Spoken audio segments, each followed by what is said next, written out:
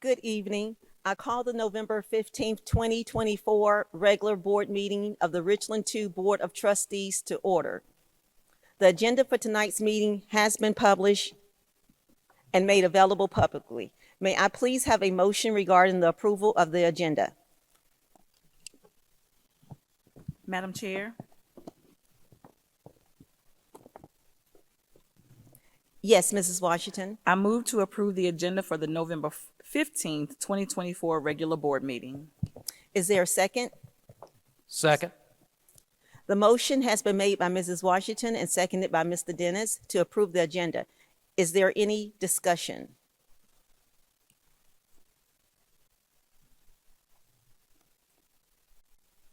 Is there any discussion? Board members, please vote.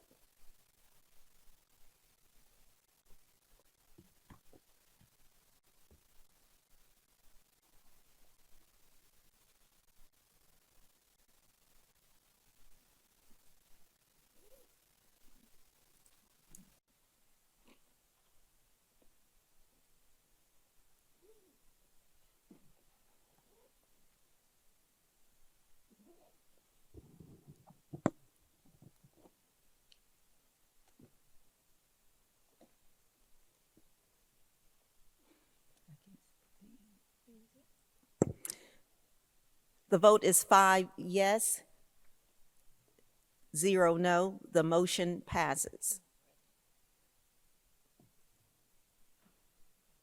2 not present.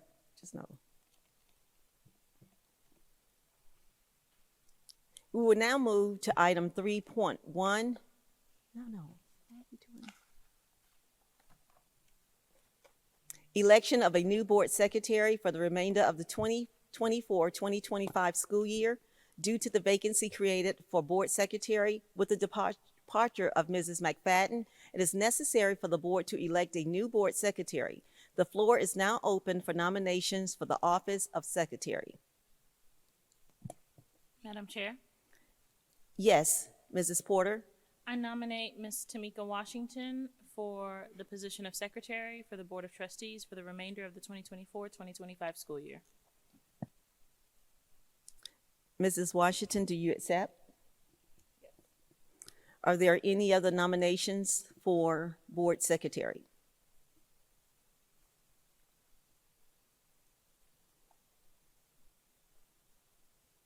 Hearing no further nominations for the office of secretary, the floor is now closed for nominations.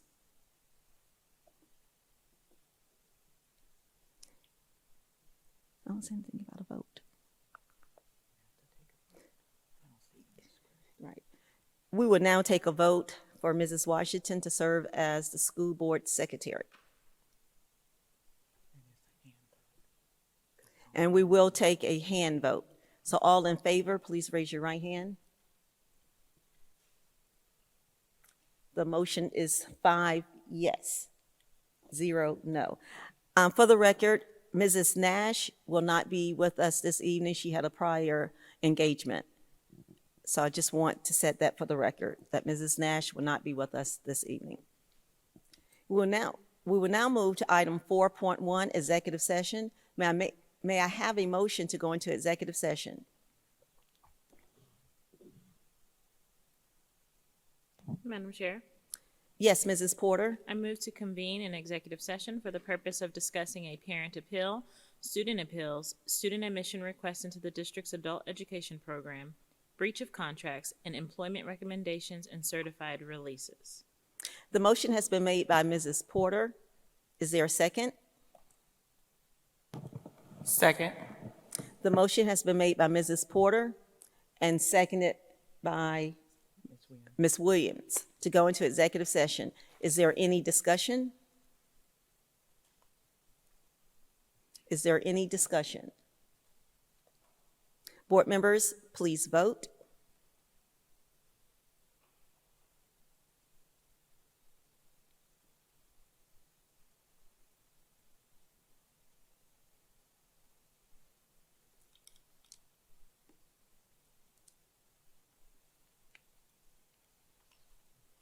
The vote is 5 yes, 0 no. The motion passes. The board will now enter into executive session.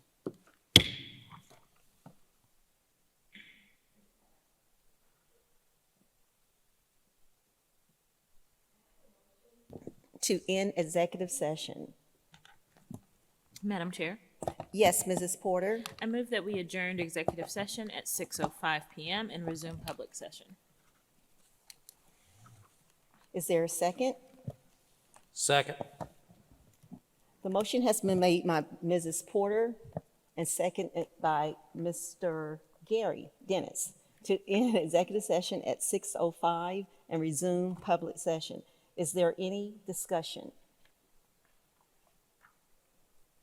Is there any discussion? If not, board members, please vote.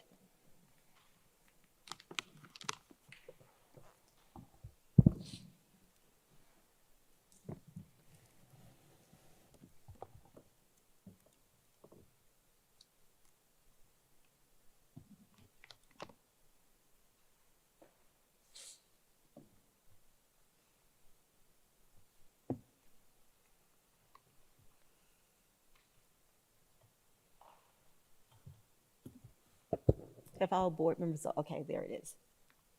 The vote is 7 yes, 0 no. The motion passes. We will now move to public session. 6. Did I say 7? I do apologize. 6 yes, 0 no. As you notice, Mrs. Nash is not with us today. She had a prior engagement, so we just want you to be made aware that she's not with us today.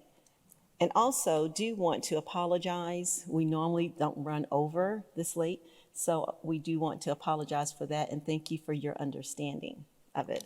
We're going to now move to 5.1, recognition of former board secretary, Mrs. LaShonda McFadden, and I will now turn it over to Dr. Moore.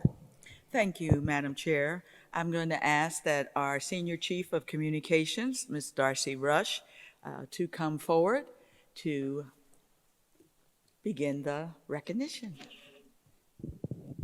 Good evening, Dr. Moore. Good evening, trustees, and good evening to everyone who is gathered here this evening. LaShonda McFadden has brought dedication, leadership, and heart to everything she does. Elected to the Richland 2 Board of Trustees in November of 2020, she has made a meaningful impact serving on the board's legislative committee and as the board legislative contact for the 2023-2024 school year. Most recently, she took on the role of board secretary from July to November, demonstrating her commitment to education and governance. A proud Tennessee native and graduate of East Tennessee State University, she is deeply rooted in community service. Her passion for making a difference shines through her work as board member for the South Carolina School Improvement Council. She has also served as chair and vice chair of the School Improvement Councils at Spring Valley High School and Lonnie B. Nelson Elementary, where her leadership continues to inspire others. Her generosity extends far beyond the schools. As a longtime member of Women in Philanthropy and the Young Leaders Society, she actively supports initiatives like Homeless No More in partnership with United Way and Prisma Health. Pre-pandemic, she was a frequent volunteer at Transitions Homeless Shelter, and she contributed her expertise to the Spring Valley HOA's Board Nomination Committee. Ms. McFadden's faith is central to her life, and she is an active member of Bible Way Church of Atlas Road.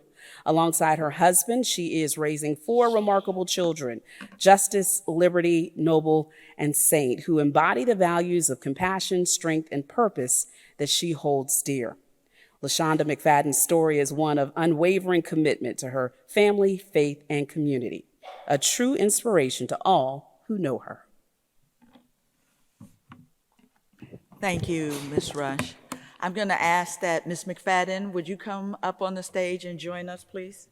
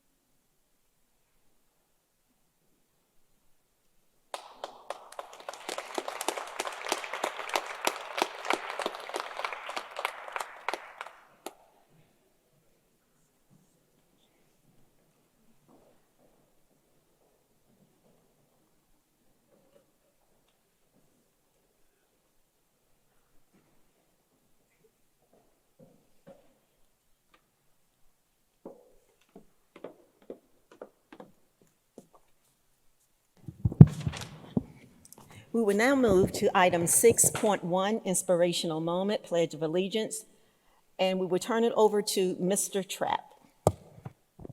Thank you, Dr. Scott.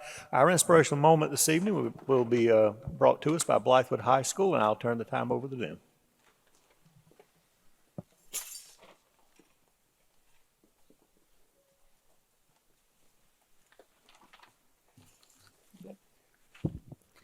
Good evening.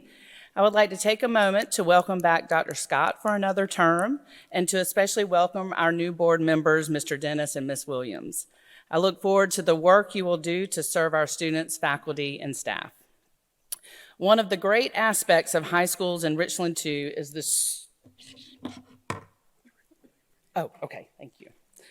Oh, that means we don't get our line. Okay. Sorry. One of the great aspects of high schools in Richland, too, is the student activities programs. Decades ago, Richland, too, committed to fostering a strong student activities by creating the role of student activities director. This role focuses on all aspects non-academic and non-athletic and provides programming for all students in the high schools, and this role also does not exist in most South Carolina school districts. I believe that because of this position, all 5 high schools in Richland, too, excel in extracurriculars, including receiving national and state recognitions, and offer students the opportunity to excel in leadership. To be more specific, our student councils, who are led by the activities directors, continue to win awards for their events and are recognized as state gold council and national gold councils. Now I'm going to take a moment to brag on Blythewood student activities, affectionately known as 401, because that is where we are located in the school. As our principal, Mr. Sherman, often states, 401 is the heart and soul of Blythewood High School. Students in 401 live the tenets of service and leadership, and we strive to create programming inclusive to all of our students, faculty, and staff. We host lunch activities, intramurals, spirit weeks, and service projects, and so far this year, every week has had some sort of activity for our school community. To be honest, I'm a little exhausted. 401 lives by 2 mottos. The first is from Mahatma Gandhi: the best way to find yourself is to lose yourself in the service of others. The second is from one of my mentors, Dr. Martin: if a student can do it, an adult shouldn't. To speak to these 2 mottos, I want to introduce Taylor Huss, one of our student body officers, to talk about our service to our community so far this year. Good evening, everyone. My name is Taylor Huss, and I am the student body member at large at Blythewood High School. This year, Blythewood High School has been very active in contributing to the betterment and well-being of our school and community. We have participated in Battle of the Axe, hosted Pink Out Week, and just kicked off Holiday Wishes. Battle of the Axe is our annual canned food drive competition against Westwood High School, and all donations go to the Christian Assistance Bridge, the local food pantry in Blythewood. We kicked off this week with the Bengal Bash, a giant carnival-style event that was open to the community. Together with Westwood, we collected over 7,000 cans. It is important to note that Blythewood won the Battle of the Axe competition for the 4th straight year. We also donated $500 to CAB. Pink Out Week was a huge success for Blythewood High, as we raised hundreds of dollars to donate to breast cancer research. Our theme for Pink Out Week was Pink is the Word, which was inspired by the movie Grease. As part of Pink Out Week, 401 sold pink lemonade, allowed students to make friendship bracelets, and to write letters to breast cancer survivors and for those currently receiving treatment for breast cancer. 3 other organizations, HOSA, Athletes for Awareness, and the National Art Honor Society, also hosted activities to raise money. We ended the week with the incredible faculty-student basketball game, which the teachers won. Over the course of the week, we raised and will donate $2,115 to the Prisma Health Midlands Breast Center. Blythewood High School is currently collecting donations for Holiday Wishes, our annual winter service project. We have committed to 4 organizations this year: PALS, Sister Care, Midlands Orphan Relief, and the Troy Moore Memorial Scholarship. The Troy Moore Memorial Scholarship is the newest project to come out of Blythewood's Laboratories of Innovation, and it is a way to honor the life and legacy of Troy Moore, a valued member of Blythewood's community, after his tragic passing earlier this year. The scholarship will be awarded to a senior athlete who demonstrates remarkable sportsmanship and character. This is what we have accomplished so far this year to serve our community. Blythewood High School is proud to serve our community, and we graciously thank you all for your support. Thank you. Where I'm hitting. Where am I aiming? That's a good question.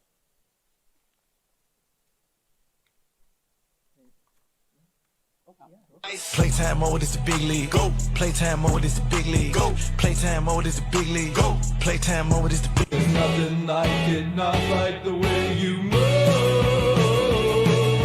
I can try, but I can't hide it from you. Try. Starships were meant to fly. It's the eye of the tiger. It's the thrill of the fight. We are the champions, my friend.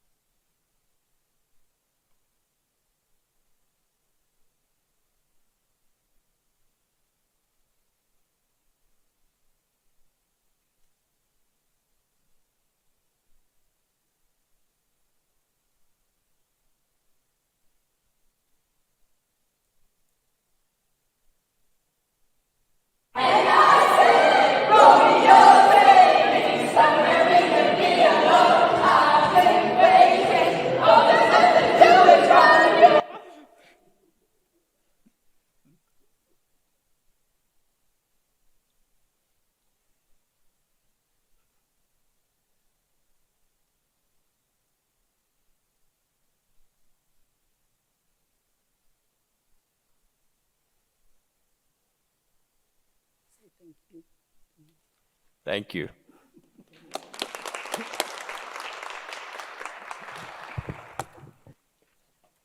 Would you please stand for the Pledge of Allegiance?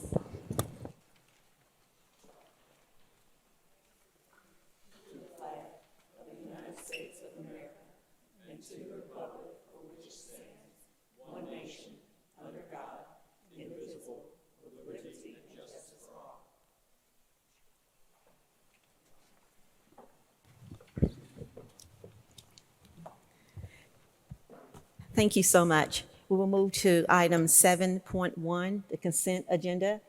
May I please have a motion regarding the approval of the consent agenda?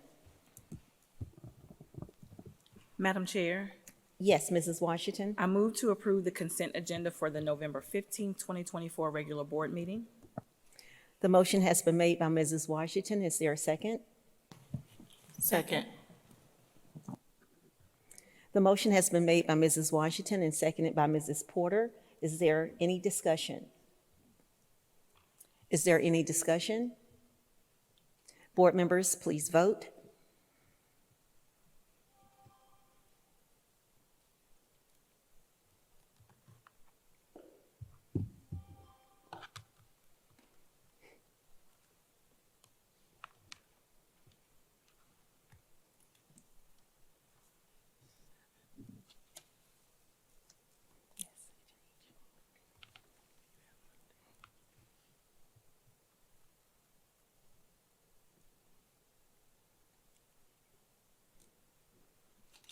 The vote is 6 yes, 0 no. The motion passes. We will now move to item 8.1, public participation. We have 7 individuals who have signed up to address the board. We will give you 3 minutes to address the board. To assist with timing, the lights on the table in front of me will change colors from green to yellow to red. When you have 30 seconds remaining, the light will turn yellow. When your time is up, the light will turn red and you will hear a tone indicating your time is up, has expired. Before we begin, I will remind you that our meetings are streamed live and recorded. According to policy BEDH, comments from the public should not include gossip, defamatory words, or abusive language. The policy also prohibits in public session any expression of personal complaints about individual school personnel or any other person connected with the school system. Specific student or personnel issues should be handled through the appropriate procedures as indicated in the district policy. Questions asked during public participation will be referred to a staff member for a response at a later time. With that being said, we will start with the first participant, and that will be Pamela Bladden. Do we have Pamela here? Okay, we will move to the next name, and that's Ethan Crope.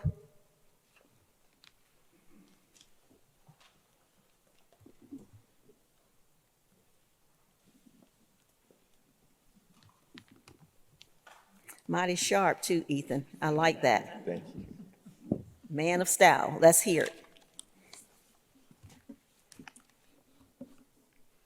Good evening, everyone. My name is Ethan Kropp, the student body president at Blythewood High School. On behalf of parents, faculty, staff, and most importantly, the students of our district, we come to you today together in solidarity, seeking change be made regarding the Free to Focus policy. I want to make it clear, this is not what some may see as a group of students complaining about losing their cell phones and other devices because of attachment to social media. Instead, we are a group of students addressing a larger issue within our district. This is a lack of student voice relating to the policies that are created and implemented. I, alongside other members of high schools from across the district, currently serve on the District Student Advisory Council. On this panel is where we first heard of this policy in September. Our first reactions to the policy consisted of mixed feelings of confusion, surprise, and even uncertainty. I knew from that moment on we needed to do something to make change. The first step in this process would be to first educate ourselves about the policies and data behind them and why they occurred.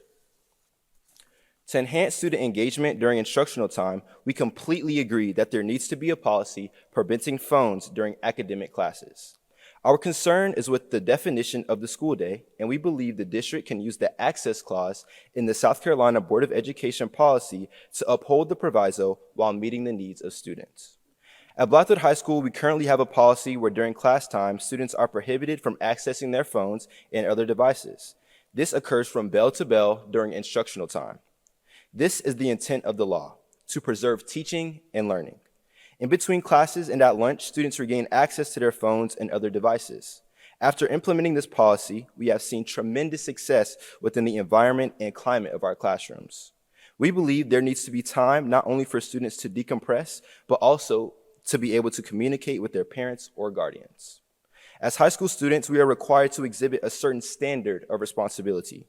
Schools are supposed to instill these values along with problem-solving skills and self-control. What are we teaching our high school students about these values if we are completely taking the choice out of their hands?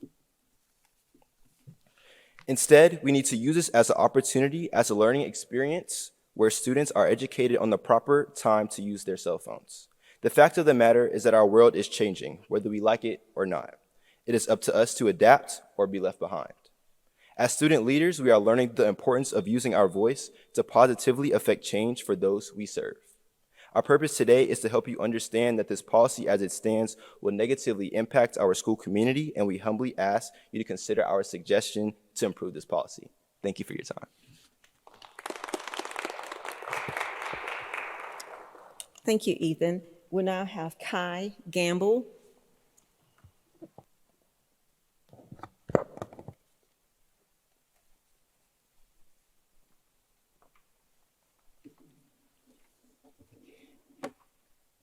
Good evening. My name is Kai Gamble, and I am a student at Blythewood High School. Recently, a new phone policy was proposed for my school, but it was developed almost entirely without input from the students it would affect. The policy's creation process highlights a significant issue, the lack of student voice in decisions that directly impact us. Instead of consulting the broader school communities, the policy was crafted by a small group of adults with little opportunity for stakeholder feedback. It wasn't until the first student leaders meeting towards the end of September that students gained access to the detailed policy. The lack of student involvement in the creation of the phone policy is a significant oversight. Students should have an active role in shaping the rules and regulations that govern their school experience. School is a space where students should be able to collaborate with educators, administrators, and members of the school board to create a productive and supportive environment. Yet, in this case, the failure to involve students in the early stages of policy development undermines the idea of shared governance, which reinforces a top-down approach to decision-making. Had students been included in the initial discussions, the policy might have been more effective and better received. To illustrate, we as students could have offered insights into how phone use could have been used in settings other than a classroom, where learning time is not interrupted, such as free periods and lunch. Involving students in these discussions also allows us to feel that our opinion is valued. Instead, by waiting until the policy was almost finalized, students were left to react to a decision that had already been made for us. Effective policy creation requires ongoing discussion and input from all stakeholders, not just a token of opportunity at the end of the process. Ultimately, this situation highlights the importance of involving students in the policy-making process from the beginning. When students are given a seat at the table, policies are more likely to be embraced as a collective rather than imposed. Thank you for your time. Thank you, Kai. We'll have Cameron Hardy.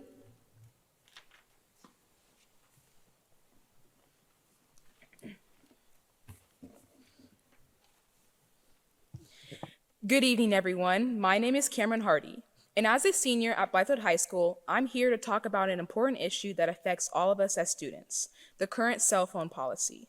Our district maintains a policy where devices, including cell phones, are banned throughout the entire school day. While I understand the intent behind this policy to minimize distractions and ensure students remain focused, I believe there is a better way to approach it. In fact, I believe we can revise the policy to allow students more access to their devices during appropriate times, such as during lunch and between classes, without sacrificing the goals of minimizing distractions or promoting productivity. Let's start by taking a closer look at the language used in the policy itself. According to the policy, school districts may, but are not required to, publish additional guidance or administrative rules as may be necessary to implement this policy with fidelity. This language indicates that while the policy sets general rules, there is a room for districts to add more specific guidelines that better fit the needs of individual schools or districts. In our case, we could revise the policy to allow high school students access to their phones during lunch and passing periods, while still maintaining restrictions during class time. This would make sure that we have the opportunity to stay connected during breaks without compromising the primary goal of focusing during instructional time. The policy also provides a detailed definition of access as viewing, holding, wearing, or otherwise using a device for the purpose of communication, internet access, gaming, recording, or any other function commonly associated with devices. It then specifies that during the school day, devices should be powered off and stored as directed by the school district, with some exceptions. Here's the key. The policy defines the term access as involving a range of activities, but also highlights that exceptions for medical necessity, authorized classroom use, or other specific needs should be made in writing and are not considered violations. If we look at this, it's clear that the policy allows for exceptions and acknowledges that there are times when controlled access to devices can be beneficial. Allowing students access to their devices in specific contexts during the day would also promote responsibility and digital citizenship. As young adults, we are learning how to use technology responsibly in both academic and personal contexts. By allowing access during designated times, we can begin to practice appropriate boundaries and recognize when it's appropriate to be engaged with our phones and when it's important to focus on our schoolwork. In conclusion, I believe we can find a middle ground that respects both the need for focus during academic time and the need for students to stay connected and manage their responsibilities. The current Board of Education model policy does allow for exceptions and gives districts flexibility in its implementation. By allowing students access to their devices during lunch and between classes, we can create a more balanced and thoughtful approach to device use in schools. Thank you.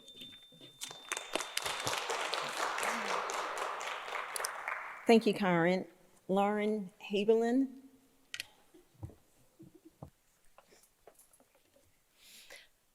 Good evening. My name is Lauren Heberlin, and I'm a senior at Blythewood High School. I'm here tonight on behalf of the high school students who would like you to review these cell phone restrictions from our perspective. I'm going to share an example of an emergency where we would need our phones to contact our parents.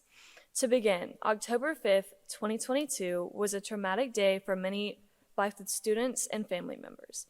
We experienced a hoax shooting where we went under lockdown, and during that time, we were under the impression that the shooting was very real, causing much panic and a stressful evacuation. Many students were hiding in closets and classroom corners, frantically telling our parents what was going on. This was before the school sent out an email to parents concerning the situation.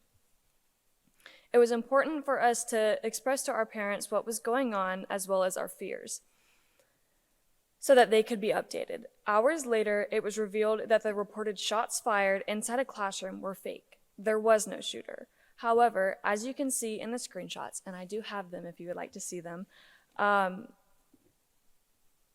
fear that came over us in the moments where we believed that the shooting was real.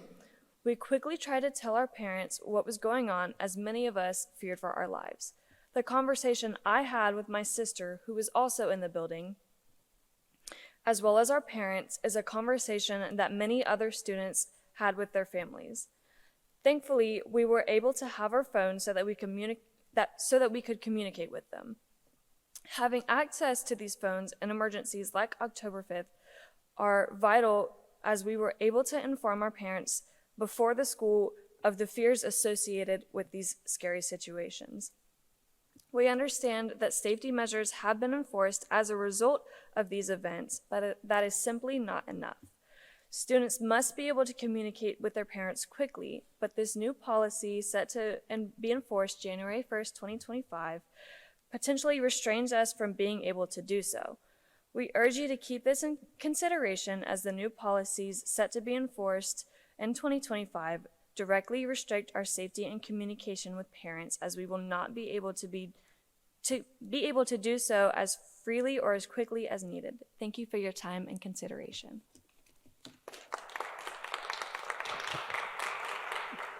Thank you, Lauren. We'll now hear from Sawyer Huss.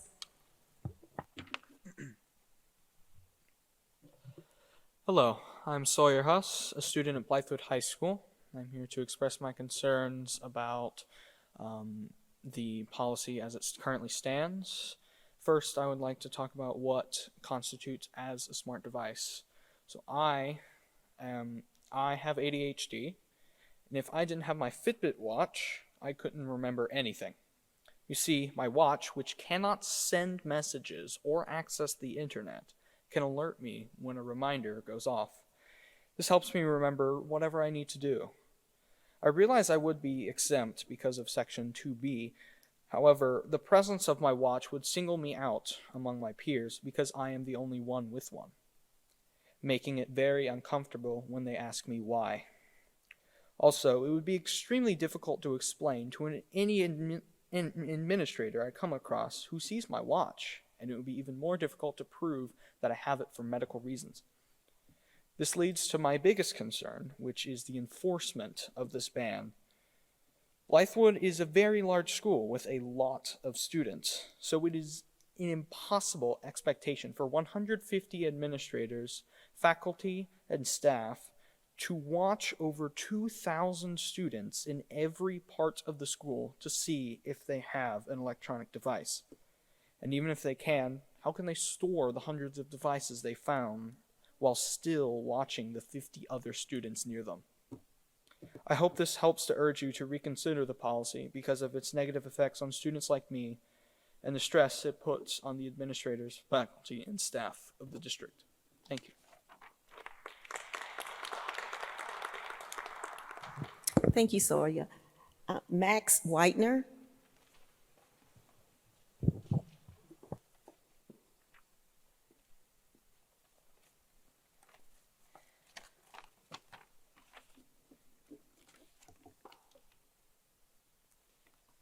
Hello, I'm Max Weiner, a student at Blythewood High School. I believe there are many uses for phones in high school. As a band student, I use my phone in classes of metronome and to record myself for class assignments. Our lunch activities also often use phones for games. Many school sports and after-school activities use group chats and other apps to contact parents and students if something is rescheduled or canceled or reminders for upcoming events. Without being able to use my phone during lunch, how would I know that rehearsal was canceled and I need to text my parents for a ride home? Our society uses phones on a daily basis for all sorts of things. High school is a good low-risk environment for teenagers to learn how to properly spend their time and interact with one another with phones in our lives. Instead of this policy of getting rid of phones altogether, allowing some freedom could teach some students self-control. Being responsible enough to know when phones are appropriate is a valuable skill. How many adults don't know when to put their phone down and pay attention? We have an opportunity, with reasonable restraints, to teach them how to use their phones. Instead, we plan to pretend phones don't exist for 8 hours a day. We are told over and over to not take the easy way. Don't cheat, don't use Cliff Notes, and do the work. And yet here, when there's work to be done, we're taking the easy way with a ban. Thank you.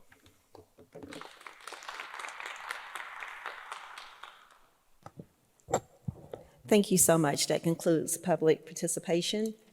We'll now move to item 9.0, voting on executive session items. 9.1, parent appeal. May I please have a motion regarding the parent appeal? Madam Chair, Yes, Mr. Trapp? I move to deny the appeal. Is there a second? Second. The motion has been made by Mr. Trapp and seconded by Mrs. Washington. Is there any discussion? Is there any discussion? Board members, please vote.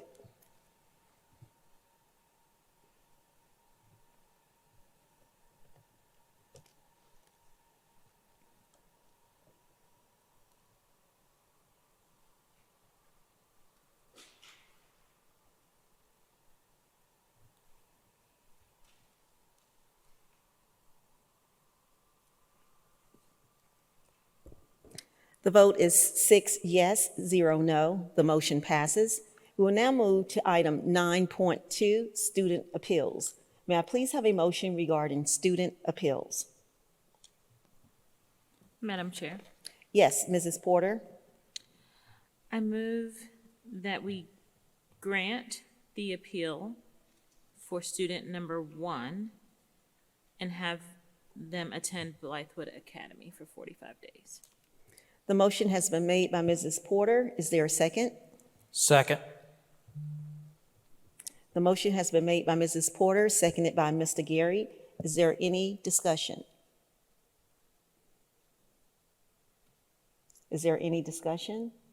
Board members, please vote.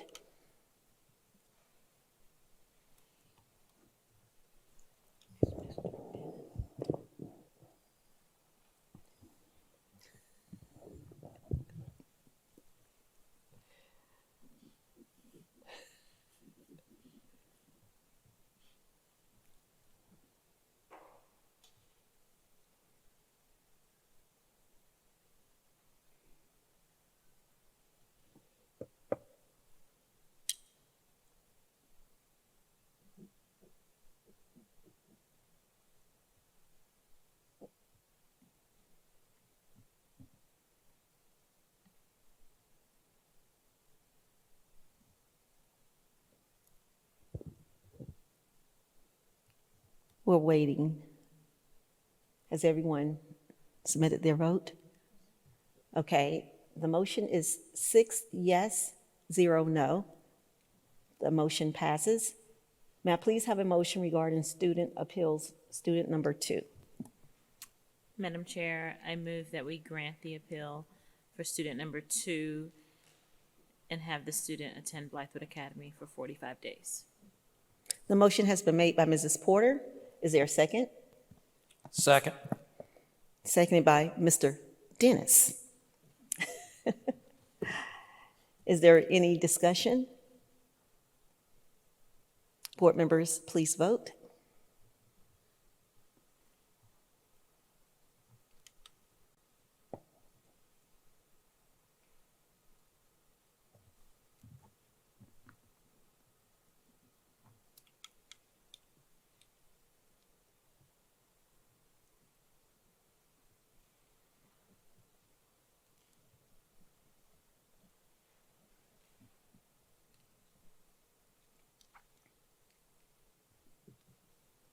Do we need to take a hand vote?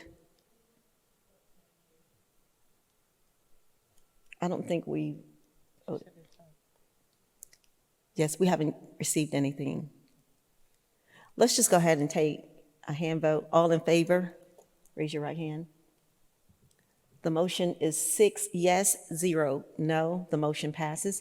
We'll now move to student number 3. May I please have a motion regarding student number 3?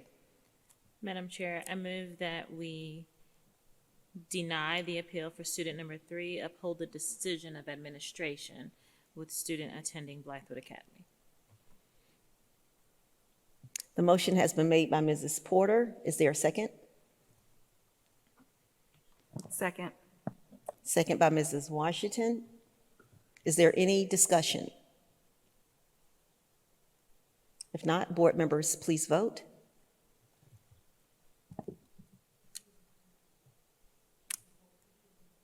Ms. Porter, if you could repeat your motion, please. Yes, I move that we deny the appeal and uphold the administration's decision for the student to attend Blythewood Academy.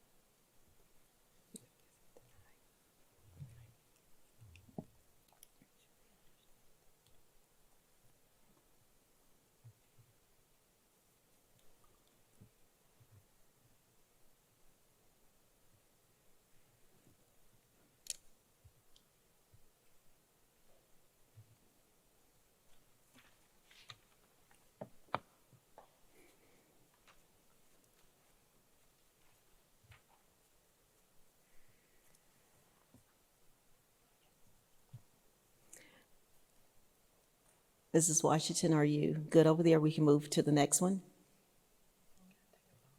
Right.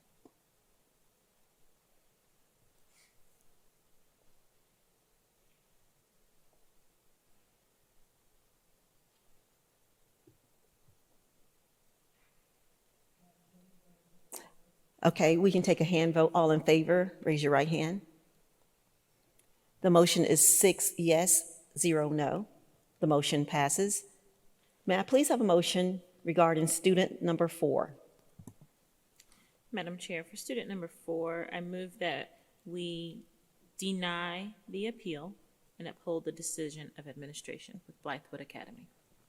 The motion has been made by Mrs. Porter. Is there a second? Second. The motion has been made by Mrs. Porter, second by Mr. Dennis. Is there any discussion? Is there any discussion? Board members, please vote.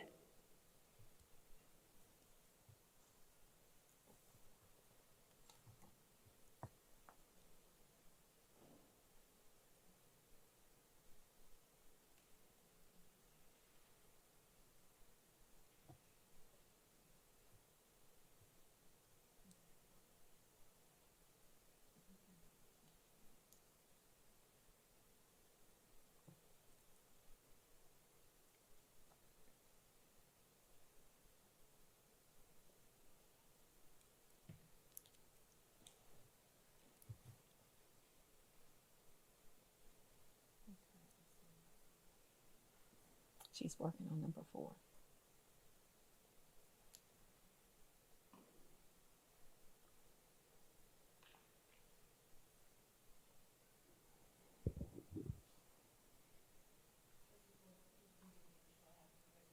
I can't see it. You currently have number 3 up. Will you post number 4? We're on number 4.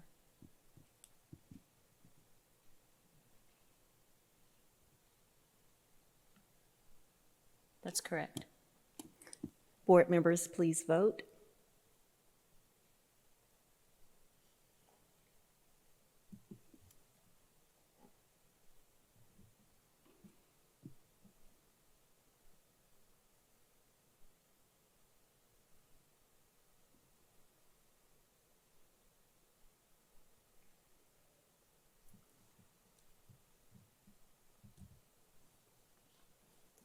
The motion is 6 yes, 0 no. The motion passes.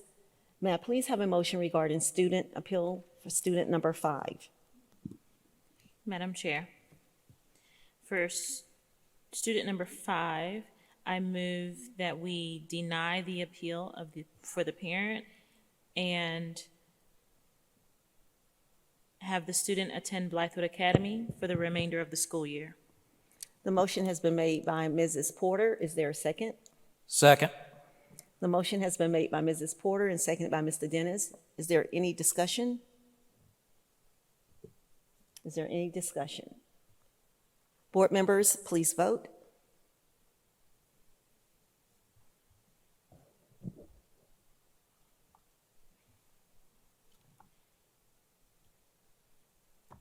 Is the motion correct? Okay.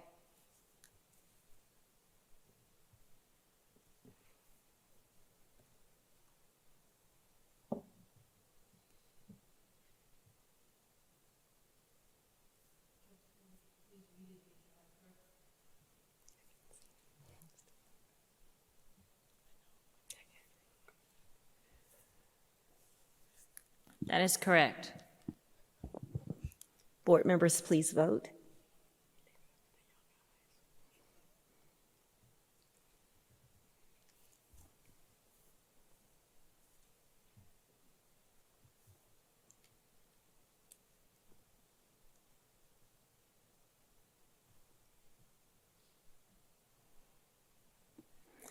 The motion is 5 yes, 1 no. The motion passes. We will now move to item 9.3, student admission request into the district's adult education program. May I please have a motion regarding the student admission request into the adult education program? I move to approve the student admission request into the district's adult education program for students 1 and 2. The motion has been made by Mr. Dennis. Is there a second? Second. The motion has been made by Mr. Dennis and seconded by Mr. Trapp. Is there any discussion? Is there any discussion? Seeing none, board members, please vote.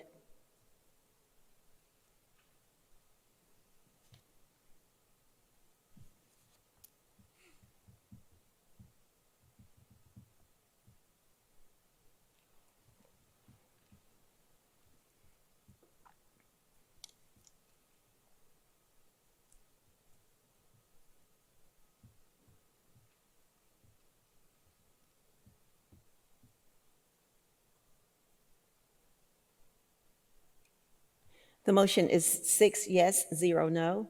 The motion passes. We will now move to item 9.4, breach of contracts. May I please have a motion regarding the breach of contracts? Madam Chair, Yes, Mrs. Washington. I move that administration not file a formal complaint with the State Board of Education regarding employee number 1. The motion has been made by Mrs. Washington. Is there a second? Second. The motion has been made by Mrs. Washington and seconded by Mr. Dennis. Is there any discussion? Is there any discussion? Board members, please vote.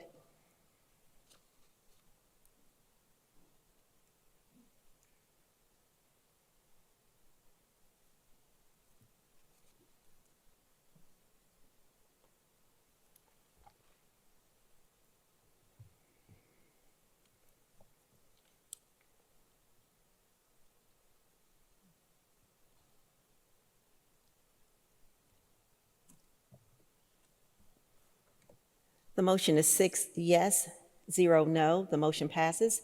May I please have a motion regarding the breach of contract for employee number 2? Madam Chair, Yes, Mrs. I Washington. move to direct administration to file a formal complaint with the State Board of Education for employee number 2. The motion has been made by Mrs. Washington. Is there a second? Second.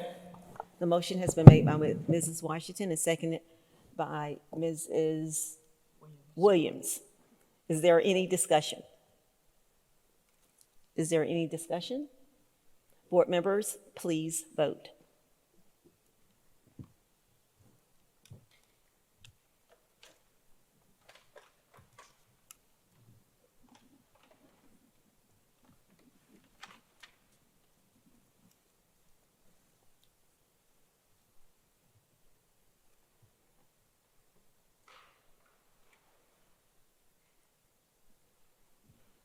The vote is 6 yes, 0 no. The motion passes.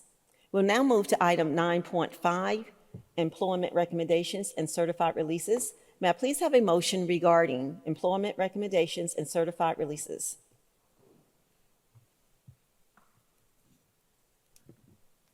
Madam Chair, Yes, Mrs. Washington. I move to approve the employment recommendations and certified releases as presented.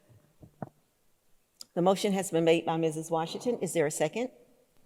Second. The motion has been made by Mrs. Washington and seconded by Mr. Dennis. Is there any discussion? Is there any discussion? Board members, please vote.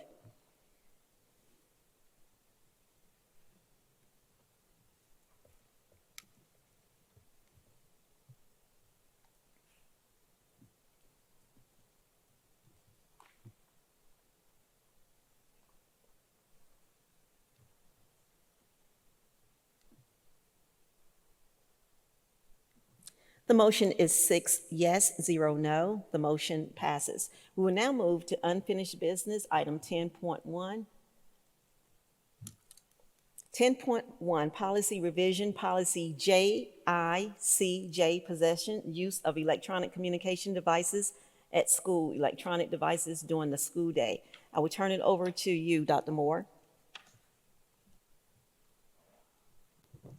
Thank you, Madam Chair. This is the second reading of the policy JICJ, possession/use of electronic communication devices at school, the prohibition of personnel electronic devices during the school day. Board, I would remind you that this policy has been adjusted to meet the requirements of the proviso that is now in state statute. Proviso 1.103, which outlines the use of electronic devices during the school day from the first bell of the day to the second or the last bell of the day. Thank you, Dr. Moore. Is there a second? I'm sorry, is there a motion?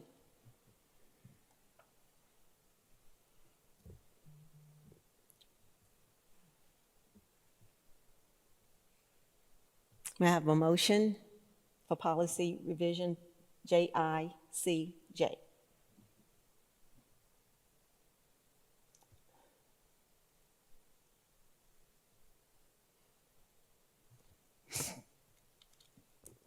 Madam Chair, Yes, Mrs. Porter. I move to approve the revision to policy JICJ, possession, use of electronic communication devices at school, to go into effect January 1st, 2025. The motion has been made by Mrs. Porter. Is there a second? Second. The motion has been made by Mrs. Porter and seconded by Mr. Trapp. Is there any discussion? Yes, Mrs. Washington. Thank you, Madam Chair. I do have a few questions. So what were some of the suggestions that were made by our various parent group? Are those the suggestions that are in the revisions? Yes, ma'am. The policy, as it was given to us by the State Board of Education to comply with the proviso, allowed districts to have the freedom to choose, one, if we wanted to ban cell phones from school at all, so meaning students would not be allowed to bring their cell phones to school with them. Two, it gave us flexibility to decide what uses would you use before the first bell and what is used after the last bell of the day, which is before school, after school activities, and on field trips.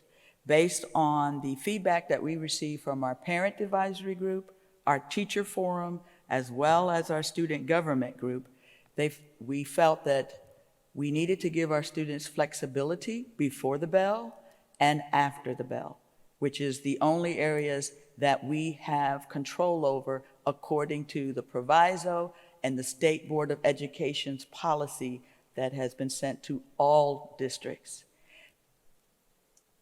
Okay. So just for clarification, the proviso tells us the model policy is telling us what we can and cannot do. We have already met the requirements for the exceptions that we are allowed to make per the proviso and the model policy, correct? That is correct. Thank you. Board members, are there any other questions?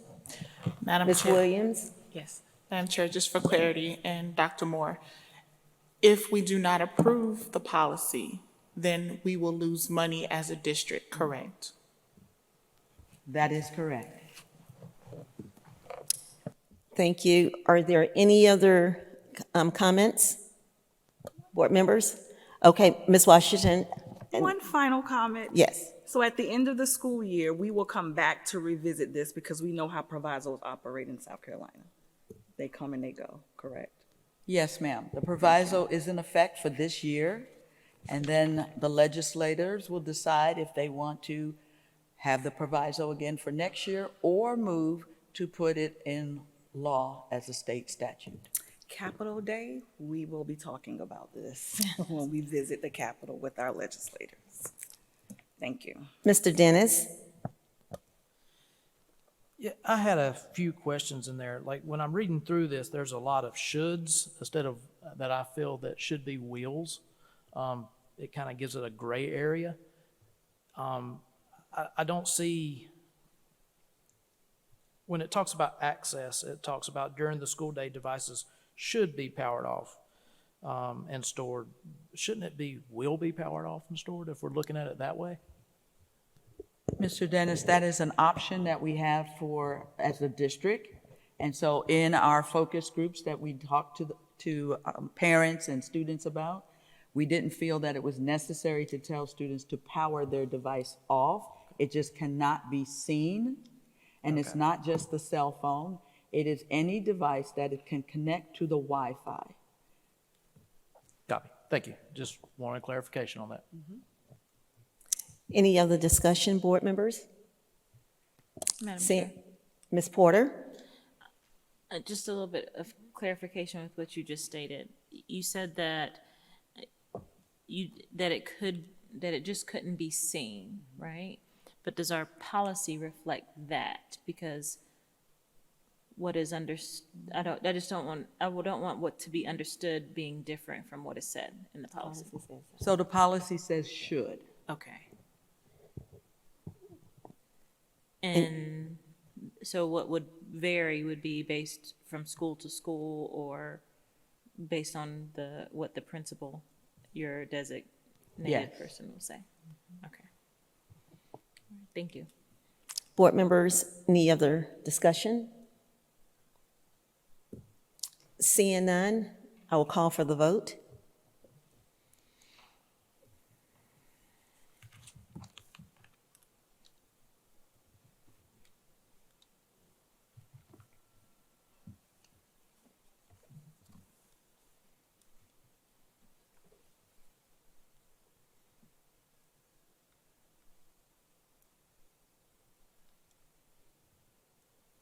Please check the motion to make sure it's correct. That's correct. Okay, board members, please vote. You've already voted. Okay. 6 yes. The motion is 6 yes, 0 no. The motion passes. We will now move to item 11.0, new business action requested. The South Carolina School Board Association legislative resolutions. I will now pass this over to Mrs. Porter.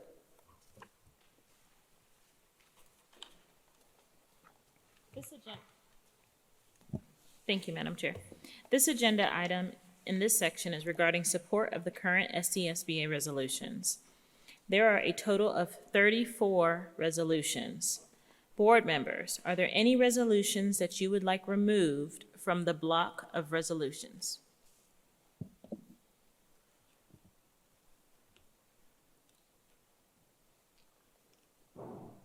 I'll state that again. There are a total of 34 resolutions, board members. Are there any resolutions that you would like removed from the block of resolutions? Which means that we will vote on those items separately. Chairwoman. If they pull them out. Right. Only if an item is pulled. that we will vote separately. Mr. Dennis?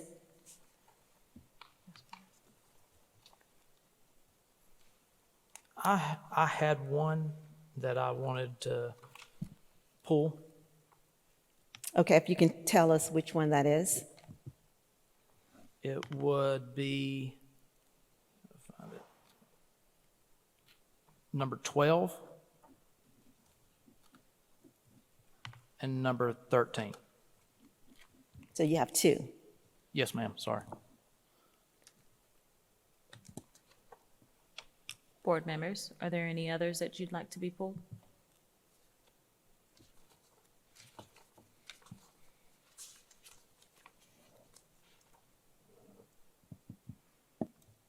May I please have a motion regarding the remaining resolutions in the block of numbers 1 through 11 and 14 through 34?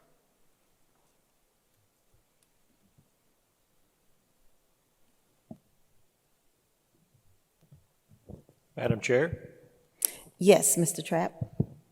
I move to support the 2025 legislative resolutions with the exception of Resolution 12 and Resolution 13. The motion has been made by Mr. Trapp. Is there a second? Second. The motion has been made by Mr. Trapp and seconded by Mrs. Williams. Is there any discussion? Is there any discussion?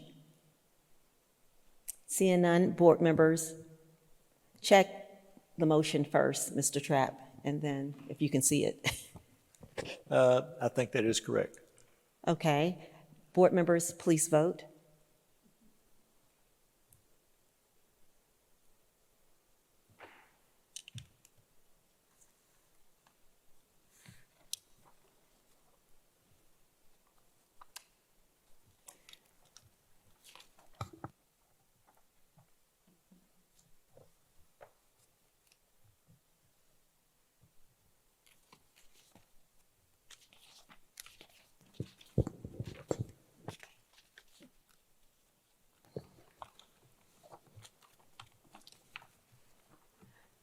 The motion is six yes, 0 no. The motion passes. We'll now turn it back over to Ms. Porter. We will now vote on each of the resolutions that were removed from the block, beginning with resolution number 12.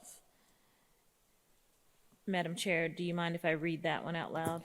Please do. I was going to ask that you do that. Number 12 is health insurance coverage for boards. SCSBA believes the General Assembly should enact legislation to allow local school districts to opt into the State Public Employee Benefits Authority, PEBA. Health insurance coverage for school board members, ensuring equal benefits across the board for all local government leaders in South Carolina. The rationale is that effective governance of local school board districts is the cornerstone of sound local government. PEBA health insurance coverage, which is granted to all other local elected officials, including city and county council members, fire and police departments, and various governmental boards, commissions, and public service districts. It does not extend to members of local school board trustees.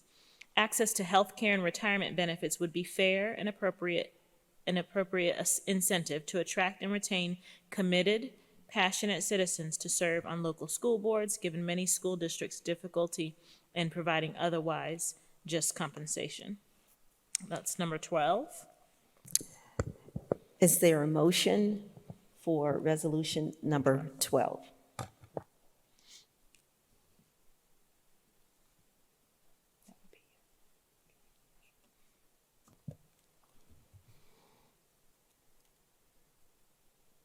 Chairwoman, Yes, Mr. Dennis.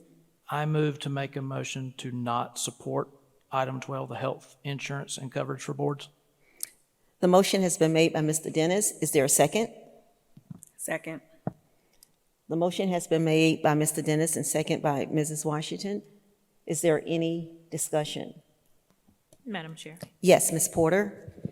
So I just wanted to state as that in the past 2 years and working with other board members across the state, when this topic came up, I understood that all counties and districts, not every school board member receives payment for their attendance to meetings.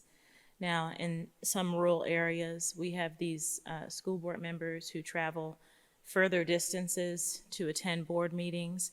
They're not receiving compensation, so other colleagues of ours throughout the state have politely asked that we consider approving this in consideration of the different needs of their district.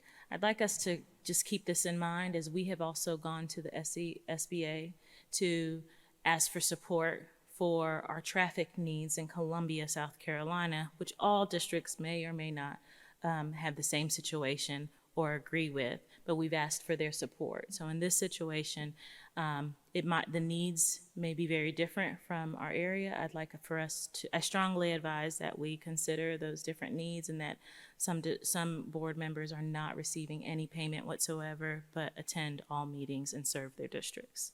Thank you. Thank you, Mrs. Porter. Any other discussion? I will add that I will be supporting this as well. And actually, I've also had colleagues to reach out to me for the very same reason that Ms. Porter has stated. We have many of our colleagues that serve on school boards who do not have health insurance. There are some who are unemployed, but they give their time and their services to our future leaders, our educators. So because of that, I truly understand the need, because health insurance is so important.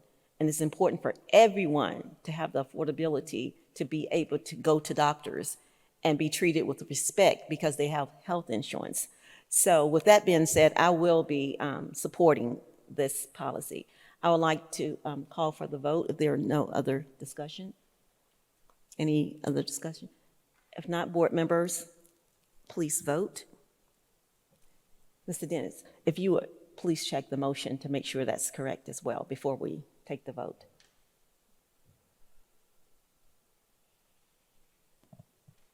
That's correct. Okay. Board members, please vote. If this motion fails, then we need someone willing to make a motion. Just depends on if this passes or not.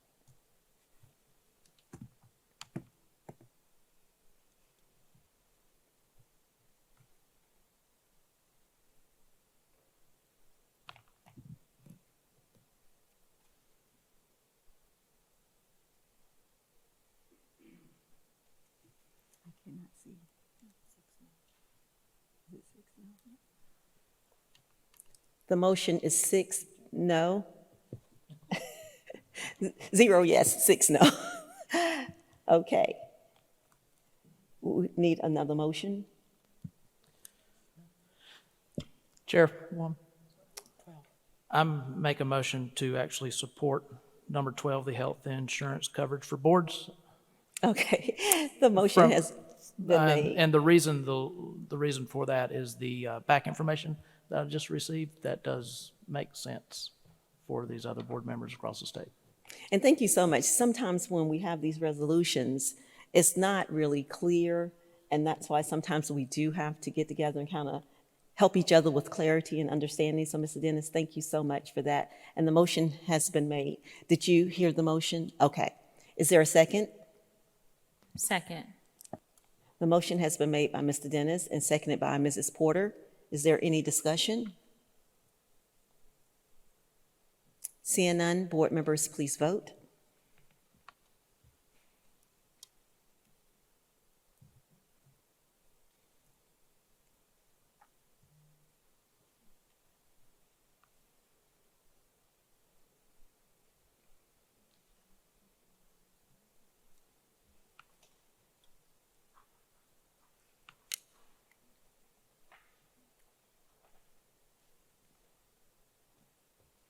The motion is 6 yes, 0 no. We'll now have a motion for resolution number 13.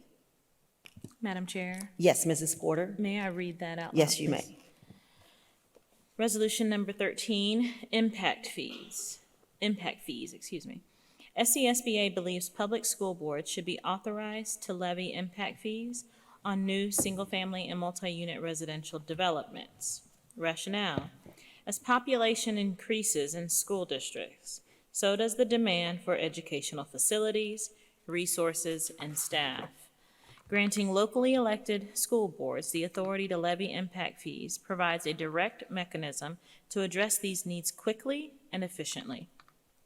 It provides a more balanced approach than placing the financial burden solely on existing residents through referendum, approved higher taxes, or reduced services, and fosters a more strategic approach to ensure that new developments are aligned with the capacity of school districts to support them.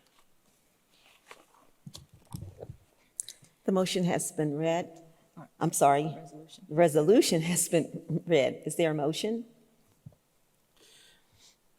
Chairwoman, I move to not support item number 13, impact fees. The motion has been made by Mr. Dennis. Is there a second? Second. The motion has been made by Mr. Dennis and second by Mrs. Washington. Is there any discussion?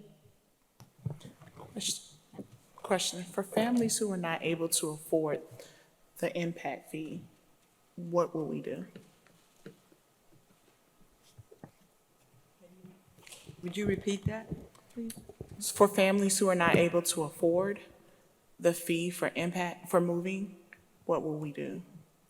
I cannot answer that because these fees would be levied by the board, so that would be a board decision. Madam Chair. Yes, Mrs. Porter.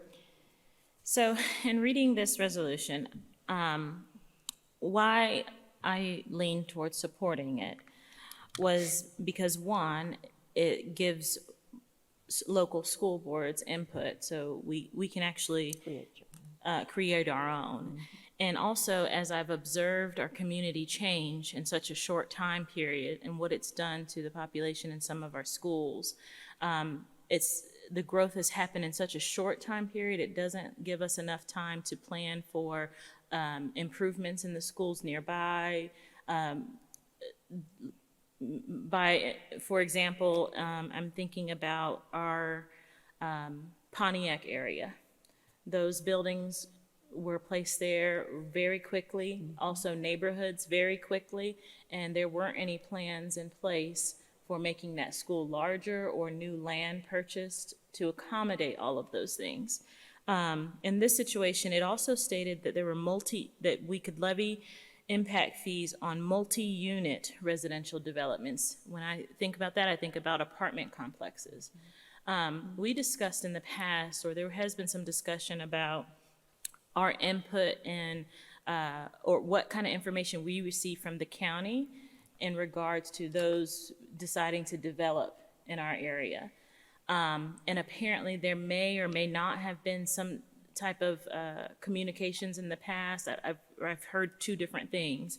And if we're not having those discussions and we're not able to give input on those things and developments continue to happen and we don't have the resources to meet the needs of all of those students, I like that this would be an option. Doesn't mean that we're going to do it every single time, but should there be an emergency or an influx of residents in a specific area, it allows us to have autonomy. And so that was the reason why I leaned towards supporting it. Board members, any other comments? If not, I'll make a comment. Madam Chair. Yes, Mr. Dennis. The reason why I've looked at it, in my other career, impact fees, they're detrimental to, really it comes down to affordable housing. It really does hurt affordable housing. And we're in an area that really needs a lot more affordable housing, whether it is single family or multi-residential developments. I served on the Richland County Planning Commission. I know in the past we used to actually reach out to the district. And when I first got on there, we would get input back. And then later on, there's like, no, we don't have any input. So I think there might be a ball that got dropped somewhere. So we might need to relook at that when everything gets rezoned. And I do know with the current land development code that was rewrote and passed in the county, it's going to make it harder actually for people to just build on a lot of the residential land. So these large units and complexes won't just pop up. So it's actually going to have to come before the county council and the boards, like Councilwoman Gretchen Barron, she had one the other day. So that's why I don't see the need for the impact fees. Thank you so much. Any other comments? Well, I'll add one, and actually, just for clarification, we know that Pontiac is the city. They moved to the city and not the county. But let me just remind you of something that's in the county. Just a few weeks ago, I had an opportunity to go and meet with some construction workers and I think some advocates who are trying to use the land directly across from Jackson Creek Elementary, if you were not aware of that. And they are trying to build apartment complexes. So because of that, I most definitely want to support this because there are many times that the planning committee of different organizations get together and they leave the school district out. And we don't know until the very last minute. When I was called to that meeting a couple weeks ago, they were already in the process, but they had not had a conversation with Dr. Moore. They had not had a conversation with me as the chair or with the principal at the school. And they're talking about building an apartment complex in the next year and a half directly across from Jackson Creek. So, you know, we have to be mindful of those things, and then we have to be proactive before that happen. And I think this impact fee is something being proactive. So most definitely, I will be supporting this. Are there any other comments? Madam Chair? Yes, Mrs. Washington. I just want to ask for clarification to be given because I know we have people in the audience on what is the purpose of the resolutions in the process and how does this, our discussion, impact a larger and broader discussion across the state for school boards and for our legislators. So can we explain what that process is? Sure, Ms. Washington, you can explain that. So the purpose of what we are talking about today is not that we are going to make these votes and say that these things will be put into place. These resolutions are for us to go back to whenever we are in our delegate assembly at the School Board Association meeting this December, our legislative meeting, we will be voting to tell the school board to advocate for these things. In the event that we still advocate for them, please understand our legislators are the ones who are going to make the final decisions on what we advocate for. So if there are things that you hear us advocating for and you have an opportunity to connect with legislators because those things are important for our community, I want to encourage you to be a part of that process. Thank you. Any other comments? If not, I'll add something to that as well. Yes. Mrs. Porter? Yes, ma'am. I just wanted to add that having SCSBA advocate at the State House also, they will be more, they will have conversations on a more regular basis to advocate for these items. Also, it just gives us extra leverage, I think that's the way to say it, for the items listed. And one of those listed would be our bill that we proposed for our traffic situation with traffic control. And we hope that other delegates support it so that we have more people speaking on behalf of Richland County. But it doesn't deter anyone else from making contact to legislators and asking them to do the same, so. Thank you so much. And I just wanted to add one other item, comment based on what Mrs. Washington said. Just remember that even if we say we support it, it depends on how many other school districts support that.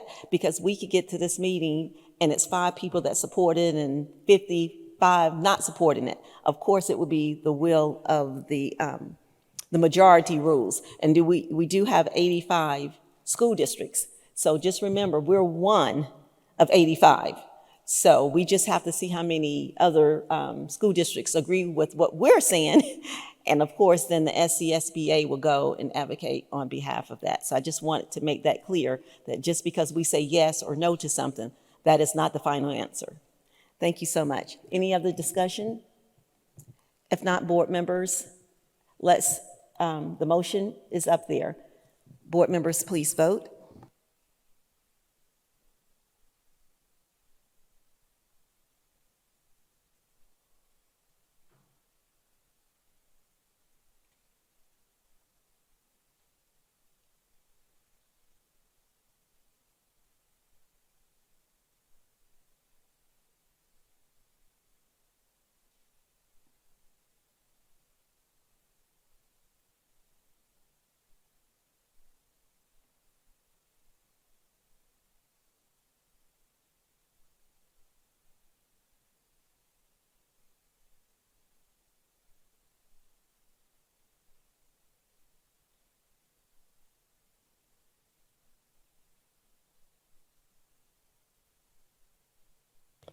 Four yes. The motion is four yes. I'm sorry. The motion is two yes, four no. The motion fails. May I have a motion, please? Madam Chair, I move to support the SESBA Resolution number 13. The motion has been made by Mrs. Porter. Is there a second? Second. The motion has been made by Mrs. Porter and seconded by Mrs. Washington. Is there any discussion? Is there any discussion? Board members, please vote.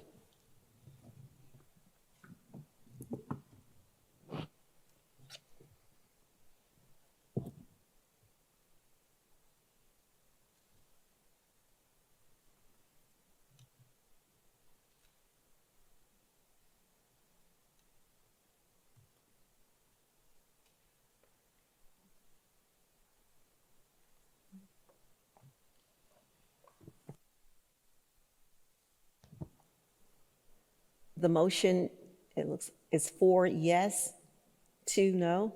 The motion passes. We will now move to item 11.2, nomination of Safety and Security Committee members. May I please have a motion?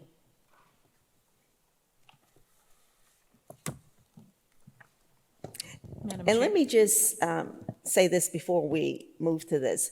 Mrs. Nash is already on the Safety and Security Committee as the board chair. Because Mrs. McFadden is no longer with us, we have to make sure we replace someone on that committee. And our goal is to make sure we have at least 3 board members on that committee. So this evening, we are nominating 2 board members to serve alongside Mrs. Nash on the Safety and Security Committee. May I have a motion?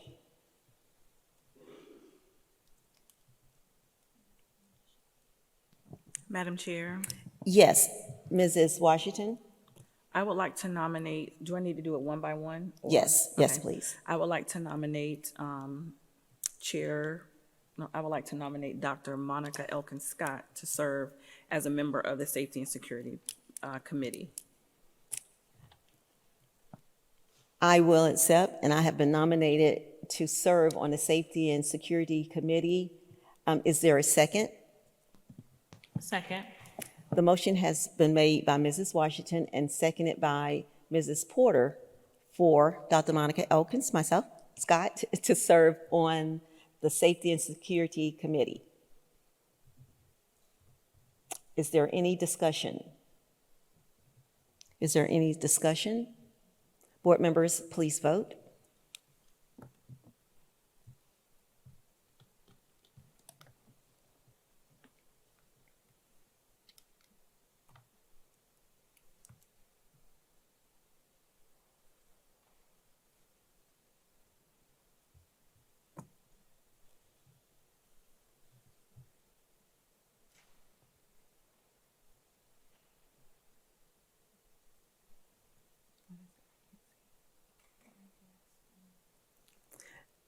The motion is 5 yes, 1 no. The motion passes.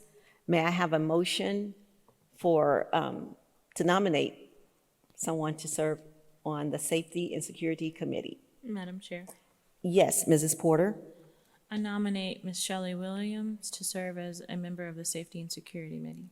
Ms. Williams, do you accept? I accept. The motion has been made by Mrs. Porter to nominate Shelley Williams. Is there a second? I would second the motion. The motion has been made by Mrs. Porter and seconded by Dr. Monica Elkins Scott to nominate Shelley Williams to serve on the Safety and Security Committee. Is there any discussion? Is there any discussion? Board members, please vote.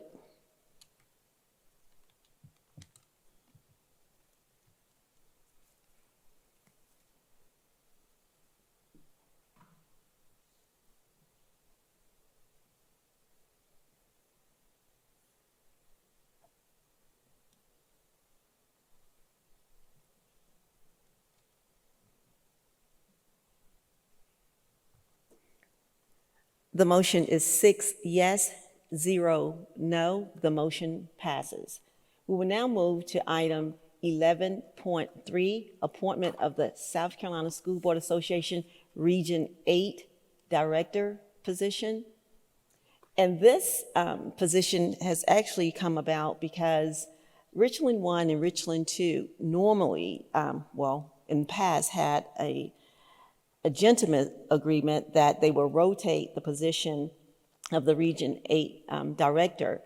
I served as the Region 8 director, and then later, Cheryl Harris from Richland 1 later served as the Region 8 director, who's currently serving. She was not reelected to Richland 1 School Board, so therefore, we would like to nominate someone from Richland 2 for that position who would run from the floor. So with that being open, do we have a motion to nominate someone from Richland School District 2 for the South Carolina School Board Association Region 8 Director? Madam Chair, Yes, Mrs. Washington. I nominate Vice Chair Nikki Porter to serve as the SCSBA Region, SCSBA Director for Region 8. Mrs. Porter, do you accept? I accept and thank you for the nomination. Is there a second? Second. The motion has been made by Mrs. Washington and seconded by Mrs. Williams. Let me get that. Mrs. Williams. Is there any discussion? Is there any discussion? Board members, please vote.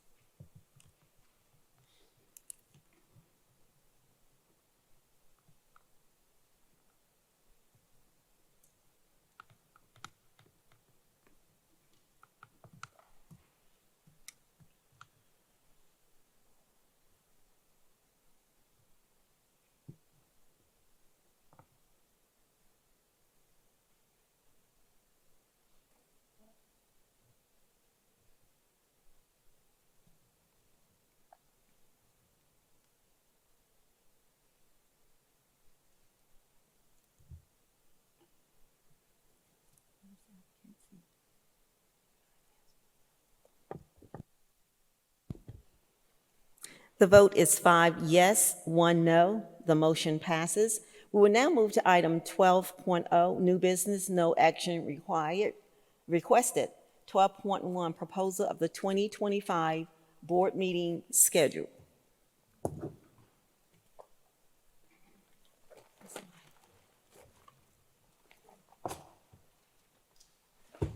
Dr. Moore? Madam Chair, this item in this section is the proposal of the new 2025 board meeting schedule. Board members we are required to post in January by law the board schedule for the year. This is the second reading for that, for our current schedule, sorry. Or review, not reading. Yes. Okay, so board members, is there any discussion? Well, I do have one item. If you look at January 21st, it says board workshop. We will not be having a board workshop on January 21st at 5:30 p.m. Remember, this board schedule is planned ahead of time, and it's also planned with a previous board chair. So under my leadership, we will not be having a board workshop on January 21st. However, we will have a board workshop on January 9th, and that time will be from 8:30 to 3:30, so that will be an all-day workshop. So I would like for us to remove January 21st and to insert January 9th for meeting.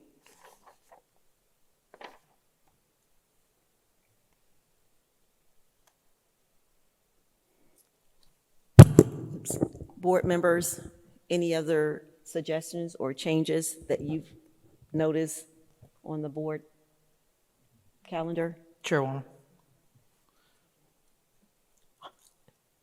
Yes, Mr. Dennis? I just want to make a comment about it.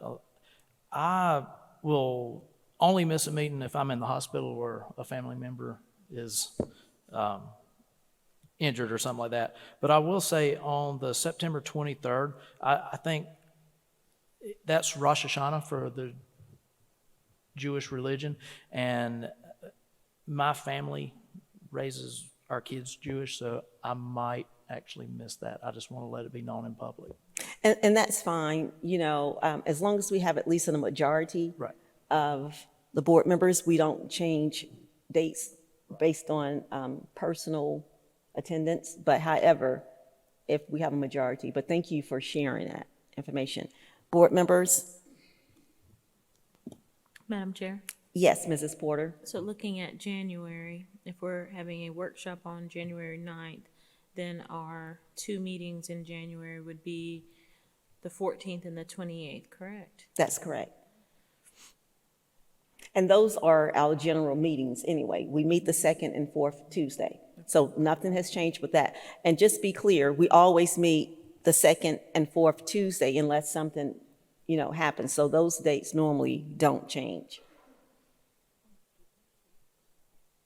Madam Chair, Yes, Mrs. Washington? I didn't look at graduation schedule, but did we take that into consideration? Because remember this year we had to move the date. Dr. Moore, if you can At this address it. time, we don't have the graduation dates. They will be negotiated Okay. with the Kroger Center. Okay. Where we Yes. hold the graduation. Okay, So thank you. as soon as we get those dates, We'll just change again. we'll All right. modify the calendar. Thank you. Thank you. Any other questions or comments?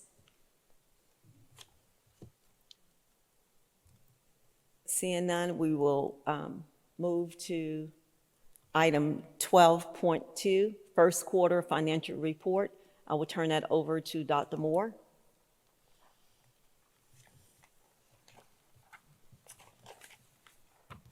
Thank you, Madam Chair. This agenda item in this section is the first quarter financial report. I will ask Ms. Nancy Williams, our Senior Chief Financial Officer, to come and present to the board.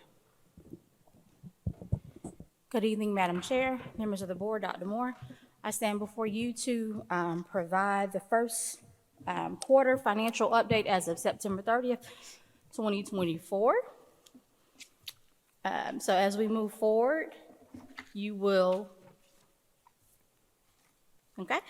notice that of the $386.7 million budget adopted by the board that went into effect on July 1st of this year, our expected revenues, again, were $386.7 million.